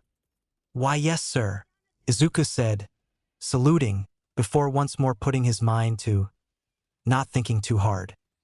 After 20 minutes of trying and a few breathing exercises to relax the rest of his body, Izuku did his best to unfocus. Multiple tiny objects slowly became a larger collection in his mind. He would have done flips mid-air in his excitement if he didn't want to risk snapping out of this unfocused state. With his senses more encompassing like this, Izuku breathed in, then out, then pushed forwards lightly. Good news? All the chicken moved at once, bypassing his concentration limit. Bad news? Without his concentration manually keeping the chicken at a careful speed, they all went hurtling at the plate at blurring speeds far faster than chicken should physically go. They smashed into one super dense ball of orange chicken before smashing through the plate, taking the shards with them, and then kept going. It knocked past a floating block of concrete, then took a sheet of steel with it, which made it so much worse because suddenly it was a condensed bundle of metal too. And then the chicken, porcelain, and steel cannonball went hurtling at high speeds through the wall of lead in the gym and pierced a hole to the outside, which was suddenly not protected by lead. Oh crap! Midoriya shut off one for all! Gran shouted. Izuku did immediately, and they all went tumbling to the ground. Both All Might and Gran managed to stick the landing while Izuku landed flat on his back. Ouch! He groaned. Then he shot back up as he realized what he just did. I didn't do what I think I did I? He asked, a little green in the face at the thought. The car alarms and shouting outside say otherwise, All Might added. They were still for all of 2 seconds before all three of them went scrambling for the gym door at once. He and All Might tried to squeeze through at the same time, jamming them, at least until Gran vaulted over them and forcefully kicked All Might forwards on the way up, freeing him. Without being stuck, Izuku went stumbling. All Might caught him by his arm, but Gran looked ready to kick them both down again as they burst through the outside doors and looked at the chaos on the streets outside. Car alarms were going off from when dozens of cars had been picked up and dropped by who knows how many feet. Some were even tossed over, and a lot of them had their windows blown out. Half the people are sprawled out on the ground groaning, although thankfully, no one seemed too injured, while others had their hands wrapped around anything from telephone poles to fire hydrants. One teenage girl was even crying, babbling about how she hated heights. Up above, a kid was screaming down to a lady on the street, "Hey mom, look, I was floating and now I'm on the roof. Everything's so tiny up here." "Ah, don't mess around up there.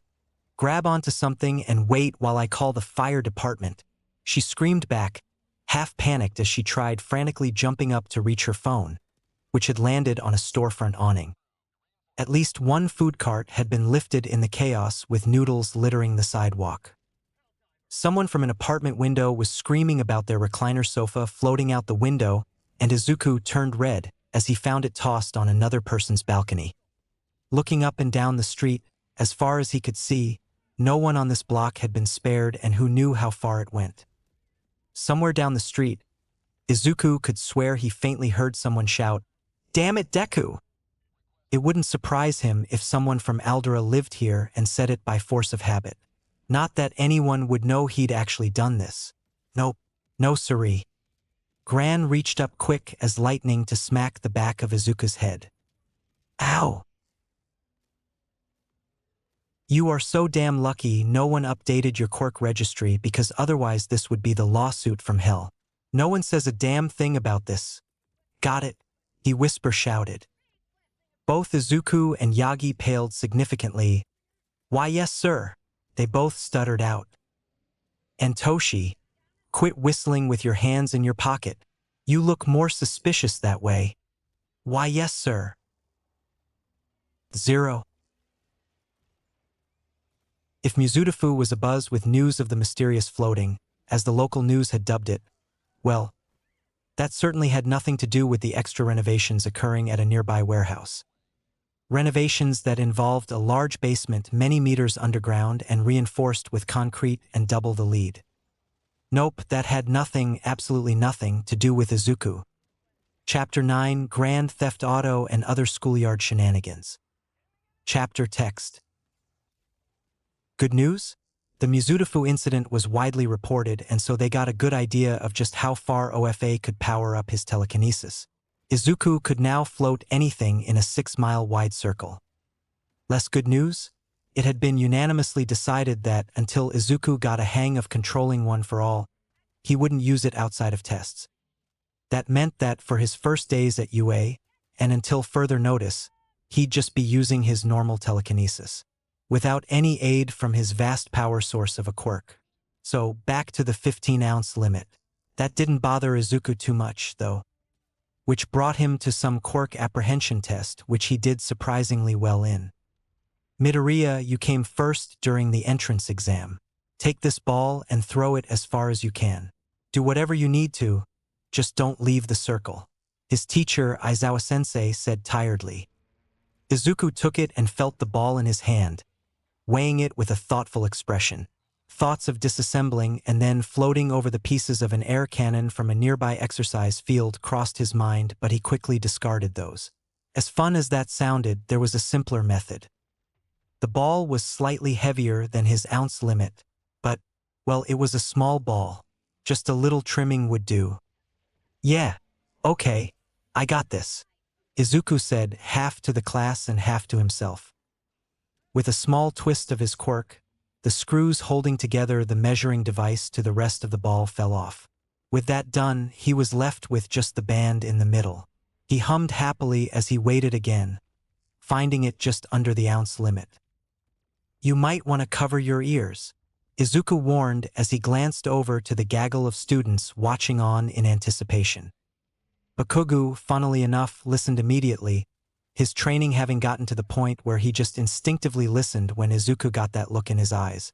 And the rest of the class, despite having only known each other for a matter of minutes, followed the explosive boy's lead. After all, if even Bakugo didn't protest, there must be a good reason for it. Satisfied, Izuku lifted the device with his quirk, aimed it at the best angle, and then shot it forwards as fast as he could. And it was fast. Izuku might have been limited to just a few measly ounces, but speed was almost no issue. If he could concentrate on the item and its movement enough, he could theoretically move it as fast as he could imagine. In an instant, he shot the ball to his limit of 50 meters in a fraction of a second, at a speed of over 200 meters per second. The displaced air boomed, sounding almost as loud as one of Kaken's explosions, except with a high-pitched whistle added on. Izuku had done his research. Right now, this was his top speed. It was around as fast as some small, low-caliber guns were, and more than half as fast as the speed needed to break the sound barrier. After that, the device's momentum carried itself on its own. Then they waited, and waited, for over half a minute. At some point, he'd heard excited speculation on what his quirk was before Aizawa shut them up as the numbers came in. 5,874.4 meters. If Aizawa found that impressive, he didn't show it. Besides, maybe, a slight twitch of an eyebrow, but it was gone before Izuku could be sure. His classmates, however, were much more vocal. What the hell, Deku? You could do that shit all this time? Kaken said, cheery as ever. Izuku sent him an innocent smile and a look, and the other boy immediately glanced down at his white gym shoes, which didn't have laces. Realizing this, he turned red but didn't go crazy violent and instead just stood there stewing in his embarrassment. Izuku pulled a Butterfingers out of his pocket and floated it to Kaken in a much more tame arc. The blonde took it and puffed up his cheeks in honestly adorable anger before shoving it in his mouth. Some red-headed kid piped up, loud enough to be heard over the others. Man, is that how you got first place in the exam? That's insane. From the way he had a motivated shine in his eyes, Izuku took that as a compliment. The good kind of insane, probably. But while it had crossed Izuku's mind to use projectiles in his fighting before, he hadn't tried at the exam, too worried he'd overshoot or lose control and hurt someone. This was his first time actually getting to test himself to his limits and see how feasible it would be. And he was pretty happy about it, even if he just knew his power and distance limit and not his accuracy. Enough, his sensei said, cutting everyone off. Even Izuku, who hadn't realized he'd been mumbling about the high-speed projectile potential of his quirk until just then. Moving on, Aizawa said, "We have 8 tests to get through. Don't waste time ranting about every quirk you see." Then, he turned away and everyone was forced to follow. 0. Once again, no matter how useless Izuku's quirk first seemed, he proved that telekinesis was extremely versatile. Running was interesting. He could trip everyone up with a few choice rocks to make his score look better, but that wasn't very sportsmanlike. So he settled on taking advantage of what UA had to offer. Literally. Having been on campus for quite a while, he knew where everything was. Before it was his turn for the 50-meter run, he had sent a text to Yagi. "Cryptodove minor inconveniences. Would you mind if I borrow something of yours for class?" A minute later, the man responded. #1DQFin. Go ahead, thumbs up. He probably thought Izuku was talking about a pen or eraser and the boy didn't see fit to correct him. So, Izuku quickly snuck away from the group and closer to the main building until he could sense the objects inside. It was trivial work floating a set of car keys from the office where Yagi worked in and through a window. It was also easy to float those keys to the nearby teacher parking lot and put them in the ignition, using his quirk to step on the gas and steer little by little towards his spot by the track. By the time it was Deku's turn, he had somehow procured a car out of nowhere. His phone was going off in his pocket, but he studiously ignored that. Bakugo was pissed, his hands clenching and unclenching with mini explosions. "How the fuck am I supposed to compete with that? Sensei, how can this be allowed?" The blue-haired boy, the one who had a habit of yelling at Izuku, said with a hand chopping through the air. Aizawa shrugged, then looked at Izuku. "Did you use your quirk to get it?" Izuku nodded and brought the keys back out, jingling them mid-air with his quirk for show. "Yup, got permission and everything, so you can't arrest me for vehicular theft." Sensei let out a long-suffering sigh. "I wish Zashi had gotten you." He murmured to himself, "I can tell you'll be a problem child." Izuku just grinned brightly as he hopped in the car seat, buckled up, and put the car into gear. He got it to the starting line where Bakugo was standing, staring at him with a mixture of rage but mostly disbelief. As if he couldn't believe Izuku would pull this shit, which was dumb. Of course he would. Rolling down the window, Izuku leaned out and yelled, "Ready, teach?" The man ran a hand down his face and groaned. "Yeah, go." Izuku slammed his foot down on the gas.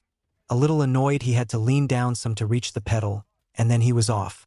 Bakugo had gotten a head start, his quirk suited for sudden fast movement, but as soon as the car was accelerating, he zoomed far past the boy. "How'd I do, sensei?" he asked earnestly after he'd come to a stop in his kind of but not really stolen car, looking for all the world like he'd just done a simple sprint and not that.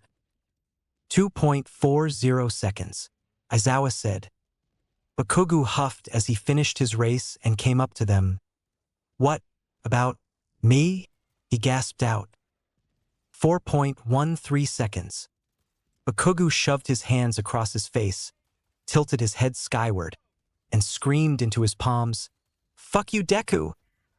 Aizawa took one look at that, then to the car, then back, and tossed his stopwatch to the side. "We're moving on." "But sensei," the pink girl, Mina, cried out, "we haven't finished testing everyone for the dash." However, his back was turned and he was already walking away. "Moving on," is all he said. Izuku took that opportunity to check his texts to find All Might flooding his phone with notifications. #1DQFin. Young Midoriya, is that my CAR? #1DQFin. Midoriya. #1DQFin. Midoriya, can you even drive? #1DQFin. Good job on the test.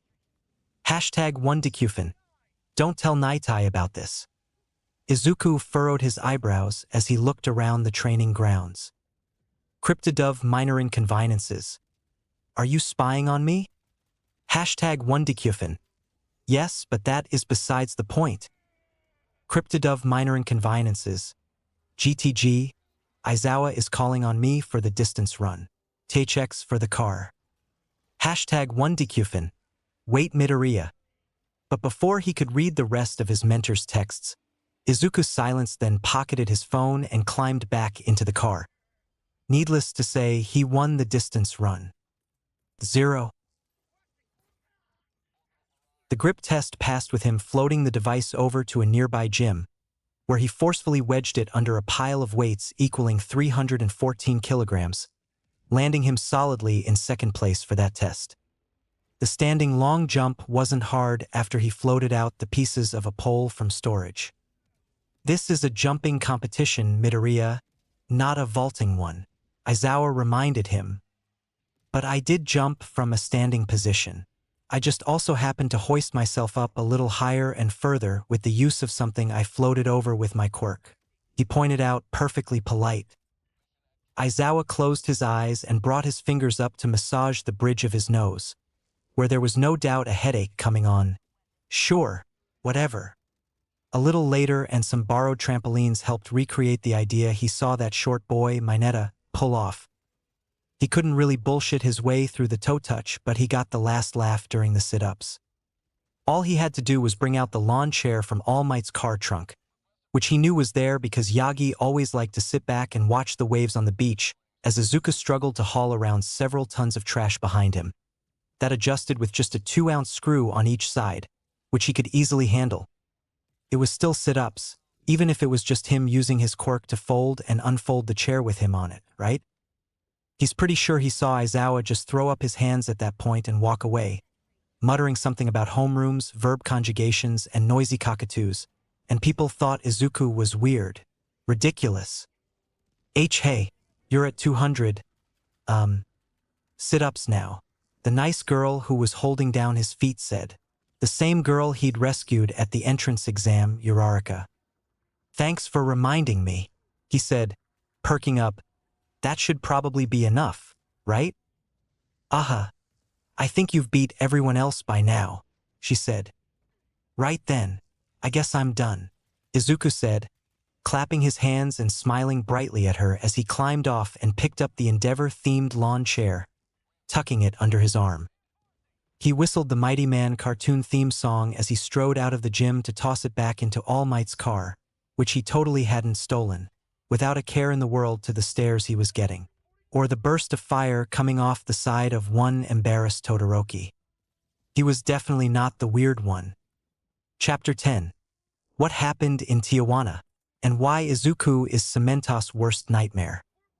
All Might may or may not have taken Izuku out to teach him how to actually drive after the apprehension test, which was how Izuku ran a red light and got pulled over by a cop.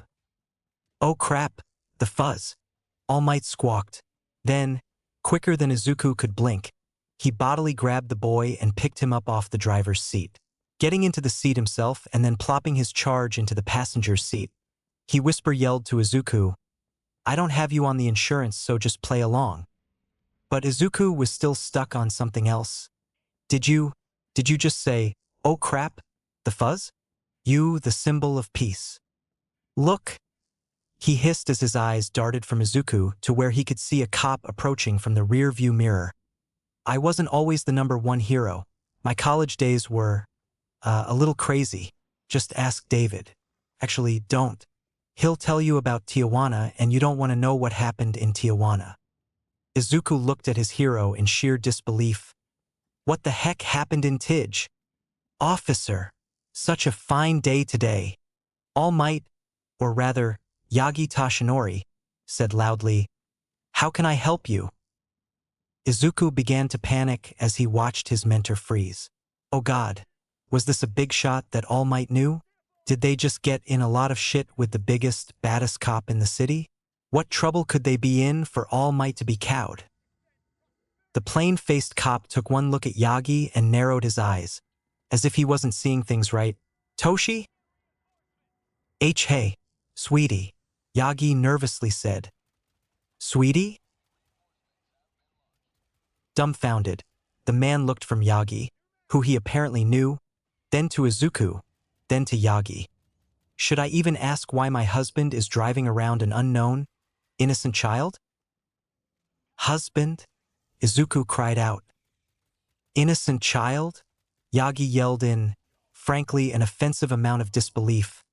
This is the kid I told you about now. You know, my successor. He muttered that last part under his breath, even holding his hand up in a comical stage whisper, although he was doing it 100% unironically. He knows about One for All? Izuku asked. He was resolutely ignored. Now choked, the one that floated the city, he whisper-shouted. Izuku actually shouted, whirling on Yagi, incredulous. You told the cops? Just a cop, All Might defended. The one I'm married to. Izuku put his face in his hands. Oh my God! He heard the cop take in a long, deep breath before exhaling slowly. Then, okay, I get it. This isn't an innocent child. This is the twerp Torino keeps referencing, and probably also the little shit Aizawa just texted me about. Did I ever tell you how smart you are now? All Might tried weakly. I don't have to be a literal detective to put it together. And your compliment isn't getting you out of a ticket. Also, we'll be having words later. Yagi sighed before leaning back in his chair. All right, fair. Good on you for accepting responsibility and future discussion, the detective said. Izuku nearly died when he saw the man hand All Might a juice pack. The hero took it with a pout before sticking in the straw and drinking. Holy crap, the conditioning spread to his husband too. 0. 10 minutes later and Yagi had his ticket. Detective Tsukachi Naomesa, as Izuku learned his full name was, left with the promise that they all go out for lunch later, so he could get to know the boy his husband was training to take on his quirk. Then the two were just left staring straight ahead in silence. Yagi was the one to break it. At least he didn't ask who was driving. I pulled the switcheroo on him once before and man, was he not happy. Izuku choked. I'm sorry, this isn't the first time you've gotten pulled over by your husband? His mentor just shook his head. Unfortunately not. Then, with a faraway look, his mentor muttered so quietly that Izuku could barely hear it. Tijuana. Fucking Tijuana. 0. In any case, driving lessons weren't over, but Yagi had taken to using the school's mock cities as a way to teach Izuku instead. How he convinced the principal to let them do that was beyond Izuku. But his days resumed as normal, and the next time he was at school, they were having mock training battles. Izuku ended up with Uraraka, which was good with him, but he made sure to keep track of the balls in each box, and, with a little nudge of his telekinesis, he made sure Bakugu's team would get paired up with someone else. He'd been messing with Katsuki his whole life already. Although it was fun, this was about training and he'd want a challenge so he could learn something new. Instead, he made sure to get paired up against Todoroki and Shoji's team, two of the strongest of his classmates that he wanted to test his skills against, especially since Shoji had a mutant quirk, something Izuku struggled with. The first teams to fight will be these guys, All Might shouted as he pulled out the balls with a dramatic flourish. Bakugu and Ida as the villains versus Mina and Aoyama as the heroes. Villains, to your battle stations. Bakugu was all fired up and ready to go, spewing out cocky threats the whole way, which Ida tried to tame. Meanwhile, the rest of the students filed into an impressive observation room. Minutes passed with them idly talking about who they thought would win, with the two hero team students strategizing in the corner, until the planning time had passed. Heroes, to your stations, All Might called, dramatically pointing to the exit. See ya, Mina said as she practically skipped away. Watch our match. I'm sure it'll be spectacular, Aoyama added. Izuku could practically see sparkles around the boy. Then a huge screen lit up which got a few oohs and ahs around him. Izuku watched as Bakugu clenched and unclenched his fists into fiery, little explosions. As they finished hiding the bomb, the students got to hear the last of their strategy. Apparently Ida would be the one guarding the fake bomb as he was the faster one, while Bakugu went on the offensive. Which should have worked. Bakugu had quickly torn down the halls with explosions thrusting him forwards and threats ringing out through the building. "Come at me, ya pansies," he growled. And then he rounded the corner, came across Mina, and he froze, breaking out into a cold sweat instantly and shaking a little as he tried to raise his fist. Die?" he asked. It got a lot of concerned muttering from his peers. Even Mina had stopped and was looking at him weirdly. Izuku took one look at this scene and nodded in understanding. "Right. Well, I know the problem. Hold on." Taking the microphone from his mentor's hand, he tried to reassure the boy. "It's okay, Kakin. You can get violent when it's a school spar." Bakugu, visibly relaxed. "Oh, thank God. Wait, why am I listening to you?" "Sure. Just pretend I'm giving you a Kit Kat."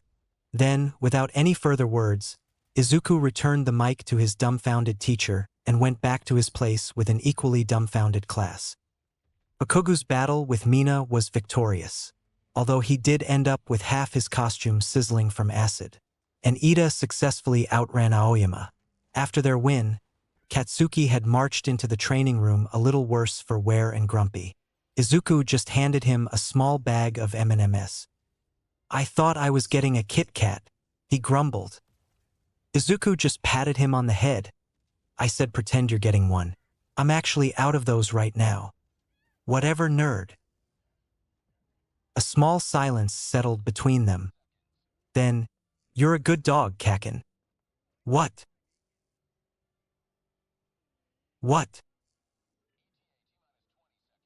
"0. Hero Team Midoriya and Uraraka, to your stations." They took their positions outside. Once there, his partner turned to him. "All right, Deku," Uraraka said, clapping her hands together as she looked at him. "While I'm very worried to ask this, I've seen you come up with some creative solutions. So what VE you got for us?" Izuku's face split into a wide, Cheshire grin with just a hint of madness in it. "I'm glad you asked." Uraraka gulped. "Yiwa, you see, this is why I was worried. But tell me, anyways," she said, psyching herself up. "Okay, so you can take away gravity with 5-point touch, right? Right, but only solid matter. But you can float multiple objects at once, as long as they're touching the original object you used your quirk on," he stated more than asked. Yes, actually. For example, the robots at the exam were made up of a bunch of parts and they all lifted even though I only touched the outer shell of one arm or leg. But I do have to think a little about what I want to float so that not everything that's touching goes with it," she offered. Izuku nodded. "That's what I thought. As long as it's connected, then anything goes." "Okay, that's my quirk, but I'm curious. Deku, what's yours?" "Oh, I can use telekinesis on anything under 15 ounces. Her jaw dropped. "What? That's your quirk? But you did all that crazy stuff." Then she waved her arms around frantically for emphasis, trying to mimic the shooting ball and the folding of a lawn chair admirably. Izuku shrugged. "Yeah. What about the car, then?" "I just levitated the car keys." "And the crazy ball toss?" she pushed, half hysteric. "I mean, you did better with yours," he said, nonchalant. "Yeah, because I can defy gravity and send things into the sun. Not because I can lift 15 ounces. Well, I can lift 15 ounces really, really fast if that helps." "Okay, but what about?" "Uraraka," he cut in. "We're wasting time. Don't you realize we're an unstoppable team with our quirks? Remember the entrance exam?" She suddenly looked a little green. "Do I? That piece of rubble trapping you was huge, but by tapping on it, you made it weightless and bypassed my ounce requirement. That's how I was able to crash it into the 0-pointer." Her eyes widened as she came to the realization Izuku was guiding her towards. "I can't move the things I float once they're out of reach, but you can. And really, really fast too. And you can't move anything heavy, but I make things not heavy." Then she turned crestfallen. But, I'll just get Quirk sickness again if it's too much. Izuku smiled, putting his hands on her shoulders reassuringly. Don't worry, I've got a plan for that. We just need to get the bomb and capture the villains. All right, I'm nervous, but I trust you on this. I mean, you've been able to come up with a plan for everything else. That's gotta count for something, she said, pushing through her nervousness and getting a shine back in her eyes. What do you have in mind? Here, the madness returned. How do you feel about floating a building? 0. When they were ready, Izuku and Uraraka approached the building. They had to jump back as the ground floor and surrounding area was coated with a 4-inch thick sheet of ice, but other than that, they were in the clear. Izuku nodded and gave her a thumbs up to show he was ready, which she returned. Then, she planted her whole hand onto the side of the building. At the same time, Izuku focused on her internal organs. Carefully, he applied a soothing pressure to her stomach. Similar to a compression bandage, he kept down the effects of inflammation that would have caused her to get nauseous. He didn't miss the way her blood vessels constricted in a way that normally would have caused a headache, and he did his best to soothe those too. Izuku, of course, kept what he was doing quiet. He might have been studying the body since he got his quirk and developed his sixth sense to pick out grains of sand, but that didn't mean people were comfortable in just trusting their health to him. It was absolutely not moral, but dealing with All Might's internal bleeding on the regular had made him somewhat used to just using it without asking, which was probably bad. Probably. Then Uraraka's quirk took effect and his sixth sense felt the way the whole building and anything attached inside turned weightless. Now, he could have just knocked out Todoroki with a locked knees of justice, tied up Shoji with the capture tape he'd been given, and floated the bomb through a window and into their waiting arms. But no, Izuku was not known as a cryptid for nothing. He was a little shit and dramatic about it too. So while Uraraka made paltry things like physics optional, Izuku decided to bring flair to this challenge. With a nudge of his quirk, the mock building floated straight off its foundations. In his earpiece, he heard All Might squawk, "Not again. Young Midoriya, you shouldn't make a habit of this." Izuku snorted. He hadn't even used OFA. This was totally different. Then, with another twist of his quirk, the whole building raised a few meters more and then turned upside down. "Whoa!"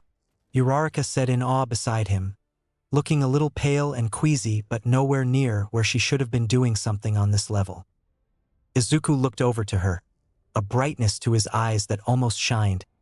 "Your quirk is really amazing, Uraraka." She returned his bright grin. Thank you. Yours is too." Happy, Izuku turned back around and started shaking the building like a kid trying to knock out the last few Legos to his toy set. A multi-story, concrete toy set where the Legos were 2 of his classmates and a fake bomb. "Be ready to capture them. They'll be coming from the 3rd floor window, second to the right," Izuku warned as he felt flailing movement through his sixth sense. In their panic, he doubted they noticed the way he used his telekinesis to slide open the window. Uraraka nodded. On it. Then she ran to her position and held her arm at the ready, finger pads touching the bundle, activating her quirk, and muscles flexing as she got ready to toss out her capture tape. "I'm forcing them out in 3 to 1. Right at that moment, Izuku brought Todoroki and Shoji crashing out the window, purposefully shoving Shoji right on top of Todoroki so the boy couldn't use his impressive elemental quirk without harming him. "Oof," he heard both of them grunt. Oddly quiet for being body slammed out of a floating building, but he supposed they both came across as the reserve type, even when training. Then he quickly turned them around so they couldn't see Uraraka on the ground, waiting to capture them. Said hero student reeled back and threw the capture tape. Her aim was true and steady, her capture weapon wrapping around its target like the lasso it was designed after. From their shocked yells, Shoji and Todoroki hadn't even known what hit them. The bomb came plinking out of the building not a moment later and Izuku floated it towards him. In a last bit of showmanship, he stuck the huge thing on his finger and started spinning it like a basketball trick. Uraraka giggled as she looked from her classmates, who were floating from the capture tape like a balloon, then to Izuku spinning the prop. "You're really good at that," she said. Izuku smiled, ignoring the incredulous look from his classmates, and All Might's guffawing in his ear. Thanks, you have a good arm. And then, over the speakers, Hero Team Midoriya and Uraraka win.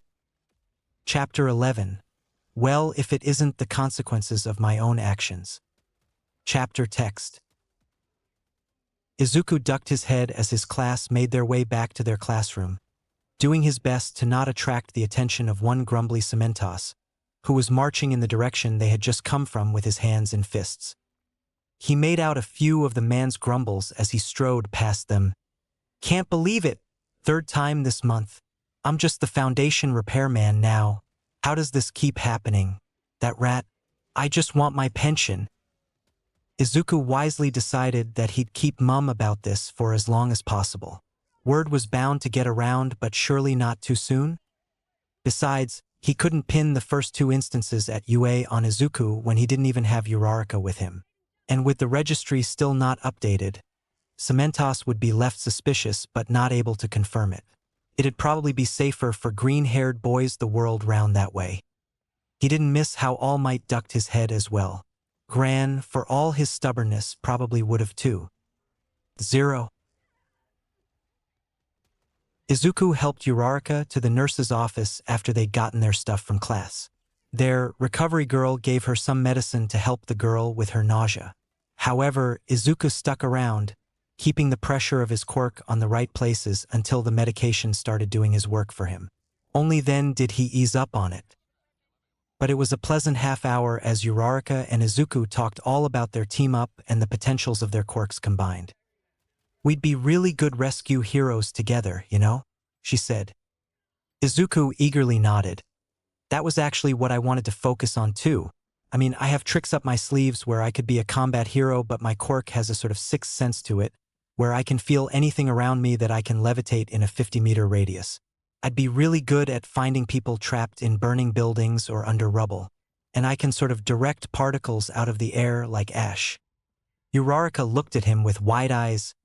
Wow, I never would have guessed you could do so much with a quirk like yours. You'll be a really good hero, Deku. Then, she turned a little more timid, wringing her hands together. Would you mind helping me with my quirk? I mean, you put together the multiple objects in contact thing and learned how to use your quirk with mine within just a few minutes of knowing me. You're really good at that stuff. He met her expression with a blindingly bright one. I'd love to. 0. A week later, and they were putting his ideas and their quirks to work while practicing in the USJ. 13 was absolutely delighted with them. Right now, they were being set to work in the conflagration zone. They were suited up in blue, fire-resistant clothing with reflective silver decals forming the UA logo on them, like a mix between a firefighter's uniform and their school-issued gym clothes. Hard hats were worn over their head atop the hood and full-face ventilator mask they had to wear. Sending up a truck load of civilians, Uraraka called through her comms as she tapped the side of a prop 18-wheeler that they'd filled with dummies. Amidst the waves of heat, the smoke, and the flames reflected on her glass visor, Ochako could only watch in wonder as she saw the massive truck take to the sky and be gently pushed by Izuku to the other side of the dome, where the mock relief area was set up. She didn't think she could ever get tired of seeing things like this, especially since Izuku had a way to soothe her symptoms. A few days ago, he'd drawn her away and told her the gist, offering to stop, but, well, the friendly, helpful, and scarily clever boy she knew wouldn't do that if he didn't know what he was doing. And after he presented his year's worth of both quirk and anatomy notebooks to her, she'd given him the go-ahead. So all was good. They were absolutely killing it in the USJ and had scored top points in every zone they'd visited so far, including the snowstorm and mountain ones. Then, with the clanging of a bell, the fire in the zone suddenly stopped spewing from the mini flamethrower turrets scattered about. The fireproof prop trees looked unharmed beside some smog stains on them, and the trees and small buildings that had fallen over were easily rectified by levers in the ground. Students, 13 cheerily called through the speakers. You may exit the simulation now. Uraraka and Izuku looked at each other with matching smiles under their masks. Both revealed as they started pulling off their headgear as they walked. "You think we got full points?" Izuku asked. "I sure hope so," Uraraka said, putting her hands to her cheeks and squealing in her giddiness, even if it left smudge marks behind. Although he couldn't talk. His first reaction had been to wipe the sweat off his forehead, and now there was a big, black mark there. "My parents and siblings are going to be so excited when they hear about this," Uraraka cheered. 13 met them at the door, holding it open for them and letting them step out into the central area of the USJ. "Well?" Uraraka asked with anticipation clear on her face and in her voice. Izuku could practically see stars in her eyes. Their rescue teacher spoke happily. "You two did so great. You'll make amazing rescue heroes when you graduate. Keep this up and I'll make sure you two get an invite to work at my agency when internships come around." Uraraka squealed again, and Izuku couldn't stop the way his face broke out into a grin. As if answering to his happiness, his quirk plucked a few flowers from a nearby grass patch and floated them around his head in a little dance. "That's really awesome. Thank you, 13-sensei," Izuku said, bowing again and again, which Uraraka took to copying. 13 laughed lightly before she patted them gently on the back. "All right, you two. Change out of those outfits and hit the showers." Izuku perked up then. "Oh, right, sensei. Can I please take a break outside the USJ for a bit? It's cooler there."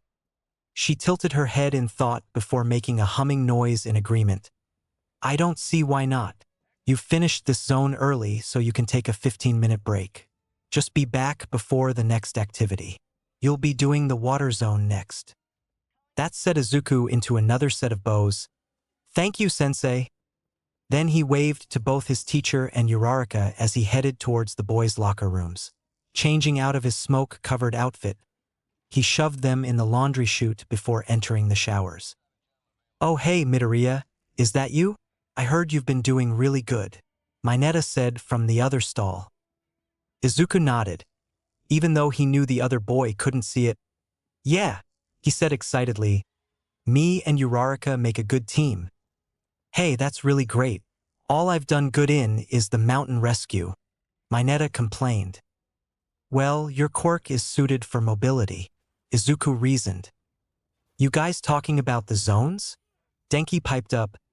"Man, all I've done is be a glorified power source to fix backup generators, and I flat out failed the water test because I panicked when they turned the waves on and almost electrocuted Jairu." "At least you all got paired up with girls," Mineta complained. Izuku helpfully tossed a bar of soap over the stall's wall, using his quirk to give it a little nudge towards his target. "Ow!" Mineta cried as it hit him on the head. "Bad, Mineta, bad," he said. Izuku sighed. Now he had another classmate to train.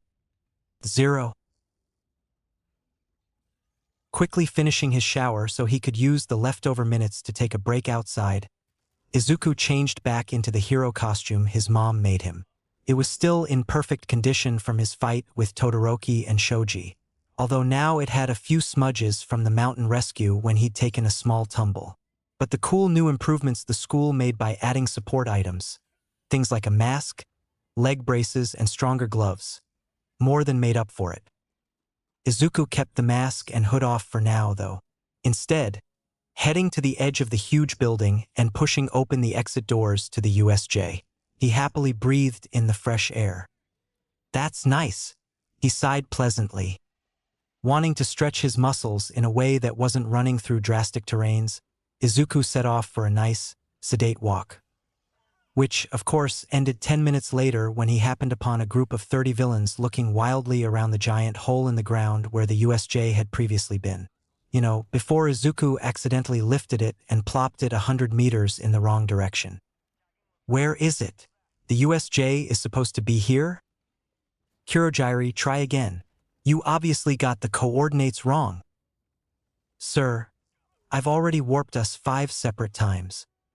Then, because the world occasionally had to knock him down a peg or two to stop him from getting a God of Mischief and Convoluted Plans complex, one of the villains actually spotted him. "Hey, boss. A gun-finger-wielding villain spoke. There's a student right there. Should we ask him? The boss spun around to face Izuku, and the boy couldn't help but cringe back. Not in fear but disgust. Ew, he said out loud. Loud enough for everyone down in the crater to hear him. God, he could just kick himself. The supervillain, a man with hair far too greasy and lips too chappy to be called pretty, even by his mother, recoiled in slight affront before seeming to remember he was a villain. Hey, you there, you're gonna be the NPC that gives quest information or we kill you. So where's the USJ? He called up towards Izuku. And then, instead of the millions of things Izuku could have said in that situation, he threw away his already non-existent impulse control and blurted out, "Oh, I accidentally moved it earlier." Izuku froze as the leader turned stock still, and the 36 villains surrounding him turned all their attention on him. Oh, he was in deep shit now, wasn't he? Wait, he started. The leader cut in. You moved it? Izuku gulped. No. The villain with the gun fingers aimed at him and fired a warning shot at his feet, causing Izuku to flailing jump away from the smoldering hole in the ground. Yes. Then his hands shot to his big, stupid mouth to cover it up. Powerful. Sensei will want him. He heard the villain say to himself, looking away in thought. Izuku trembled a little. Want a Kit Kat doggy? He managed. Do I want a what? The boss asked, incredulous, as he whirled his gaze back around to Izuku's position. But Izuku had already turned tail and booked it in that brief moment of confusion, trying to run as far as possible from whatever the heck he'd just landed himself into. Behind him, he heard the leader shout, "Well, get him!" Then he heard 30-something villains clamoring over each other to get out of the pit and on his trail. Izuku had never thought of himself as a runner before. He was short, after all. But he thought he could qualify for the Olympics like this. Go figure. Chapter 12. 30 Career Villains versus One Floaty Boy. Was this fear? Izuku wondered. It had been a while. He hadn't had anything to fear since his quirk came in. It was seemingly useless, but he could screw over his bullies all the livelong day with it. And even when the silly putty from hell came after him, he was already well prepared for that. And he was reasonably sure Yue's zero-pointer wouldn't actually be allowed to curb stomp him. So the slightly unfamiliar feeling in his chest was a bit of a mystery. If this was fear, it sucked. Izuku breathed harshly as he twisted his way through the forested areas of UA campus. So far, he'd done okay shoving rocks at people and hitting their eyes with dirt, but he was running out of stamina and their overwhelming numbers would catch up to him soon. And a dozen rocks, no matter how fast, couldn't knock out all of them once that happened. He could also only use his locked knees trick on 1 or 2 people at a time, and a good amount of those villains were mutants with unknown anatomy, rendering that particular trick too dangerous to try on them. He couldn't even use one for all, not when the school was filled with students. His own classmates were in dangerous terrains right at that moment. If he turned on his quirk, he'd send not only them, but the zones and everything in them, floating out of control with his friends right in the middle. Oh man, I am so screwed, he coughed out in between gasps. Izuku heaved in another burning breath as he ran, desperately trying to plan, only to be interrupted by a spike of hair flinging out to impale him. Shit, he shouted as he dodged, then swerved to the left to avoid another one. Man, had his reflexes always been this good? Shit, shit, shit, shit, shit. He yelped as each weaponized needle of hair soared after him, barely missing him as he jerked to dodge each one. Risking a glance back, he saw the villainess that was flinging out her hair had mostly human anatomy. Taking the chance, he focused his quirk backwards 30 feet to where she was in pursuit. Squeezing with all 15 ounces of measly force, he shouted, "Locked knees of justice." She went crashing to the ground a few seconds later. Turning to his right, Izuku had just enough time to dodge someone with a massive muscle augment quirk before calling out, "Reflexes of victory," and tugging harshly on a ligament. The man's knee suddenly jerked, sending him sprawling to the ground. Another villain was jumping from the trees at him. Dirt of defeat, and a cloud of dirt went flying into the man's eyes. "Ah crap, you little brat," the villain shouted as he let go of the branch he was swinging from to cover his eyes, falling to the ground in the process. "Sorry." Then he remembered these people were trying to kidnap and/or kill him. "Wait, no, I take that back. Not sorry," he shouted over his shoulder. Izuku looked forwards again just in time to jump over a villain burrowing towards him from the ground with clawed, mole hands. Jumping on his head like a springboard, Izuku screamed, "Migraine of righteousness," and forced the blood vessels to his head to contract painfully. Then he was running again, huffing even harder. Lesson learned: leave the super move screaming for when he's doing less cardio. He kept going, getting frustrated and even more scared as he realized some of the villains he knocked down were coming back. If it continued like this, he'd have to use more and more dangerous moves, and he didn't want to hurt anyone severely, not even villains. That's not what a hero does. Izuku just really wished All Might was here. The man would have known what to do, but he had been late to the USJ. He'd probably used up all his time. But if Yagi were here, he would have noticed Izuku was gone right away. He would have come to save him. He would have solved all of this with one punch. Izuku yelped as a villain finally got in a hit with a ball of flame, the force of it sending him to the ground. Both the fire-quirked villain and another villain were closing in fast, one huge and made of metal. Izuku scrambled to get up, but a heavy boot planted itself on his back and shoved him back down. Hard. No laces. Damn. Izuku tried chucking a rock into the man's face, but it bounced off his jagged, steel-like body. In his desperation, he tried searching through the man's anatomy. Mutation be damned. But, to his horror, he couldn't find any sort of circulatory system he could bend or compress. Not even nerves. No, it looked like the man's internal organs were just as dense and steely as his external body was.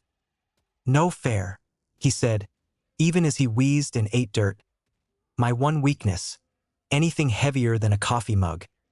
Then he saw a familiar pair of gun-tipped fingers and wisely shut up. 0. By the time the leader had caught up, his cronies had already surrounded him. Izuku had made at least one more person faint before the mole villain with claws swiped him painfully across the chest as a warning. Now there were 5 awful, deep, and probably very infected from dirt, gouges across his chest, bleeding too fast for him to stem completely with his quirk. "You stupid NPC, you're quickly becoming more trouble than you're worth. So if you want even a chance to live, you'll answer my questions," the leader said as he stepped dangerously close to Izuku. "And if you don't," the man shot his hand out to the tree Izuku had been propped again. Izuku watched in horror as the thing began to turn gray under the man's hand, quickly forming flakes of dust that just spread further and further. Within seconds, the dust was eating away the tree in both directions, and Izuku could only watch as it disintegrated away. Then it disintegrated behind him too, and Izuku fell backwards onto the ground with a dull thump. A pained groan forced its way out of his mouth, one he quickly stifled as he realized he was laying on the ground on the ashes of the tree that man had just destroyed with one touch. And said man was now crouched over him, hand hovering just over Izuku's neck. "Oh crap," Izuku whispered, getting a flurry of ash in his mouth for his troubles. "Yes, oh crap," the villain snarked. "So tell me how you moved the USJ and I might let you live."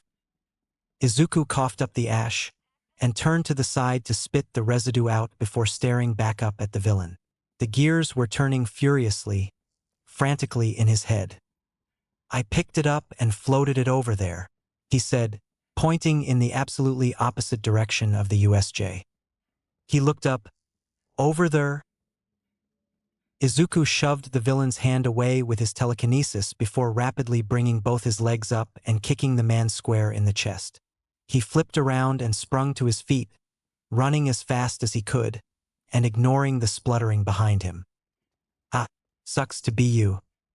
It became a little less funny when a gunshot sound from behind him was followed by a quick, violent, and awful sensation in his shoulder. The force of it jerked him forward and almost sent him stumbling to the ground had his adrenaline not been going haywire for the first time in 10 years.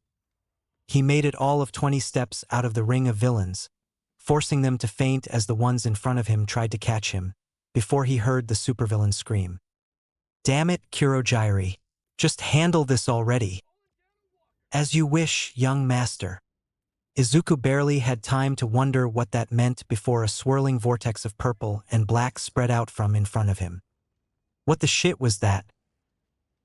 Izuku got his answer when a hand shot out of it, pinky raised, interestingly enough, and grabbed onto his shirt before he could dodge. He yelped as it yanked him forwards and tugged him through the smog. And then Izuku was right back where he started. In the middle of 36 villains who would probably kill him if they got annoyed enough. After all that, and he'd just gotten a bullet wound to show for it. Useless. Useless. Useless. Useless. Useless. He really wished All Might was here. Just one punch. Izuku trembled as he was held tightly in the supervillain's grasp, staring past the literal hand on his face and into murderous red eyes.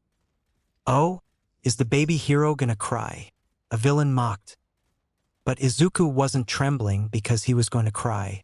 All that training, a whole life of it, all the work All Might had put in, and it was his own fault, his inadequacy, that would cost him his life and waste one for all.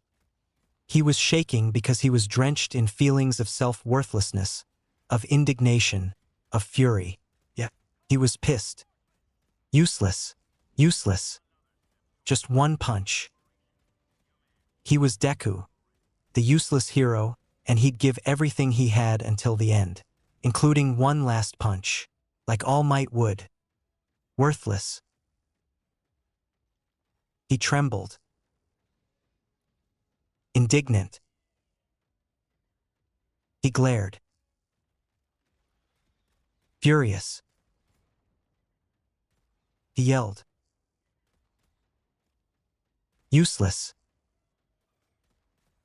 He reared back his fist. One last punch.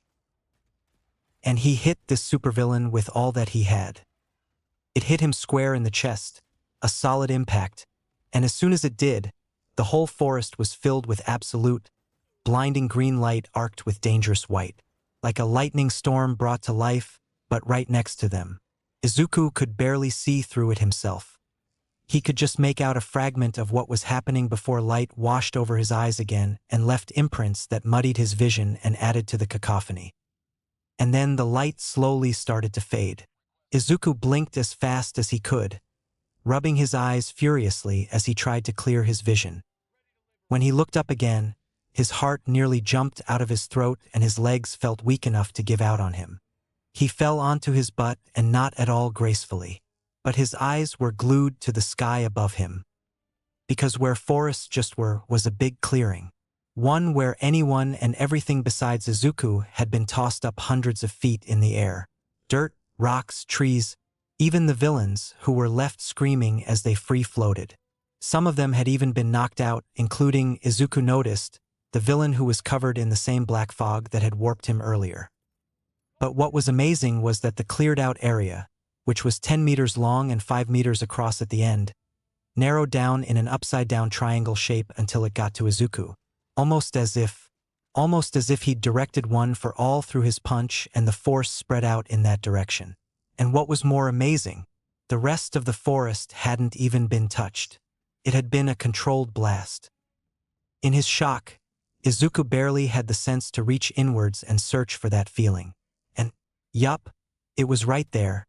The smallest bit of glowing power of OFA was still thrumming pleasantly in his chest before it also retreated to the recesses of his quirk. He gaped at the realization. Izuku had just successfully used one for all.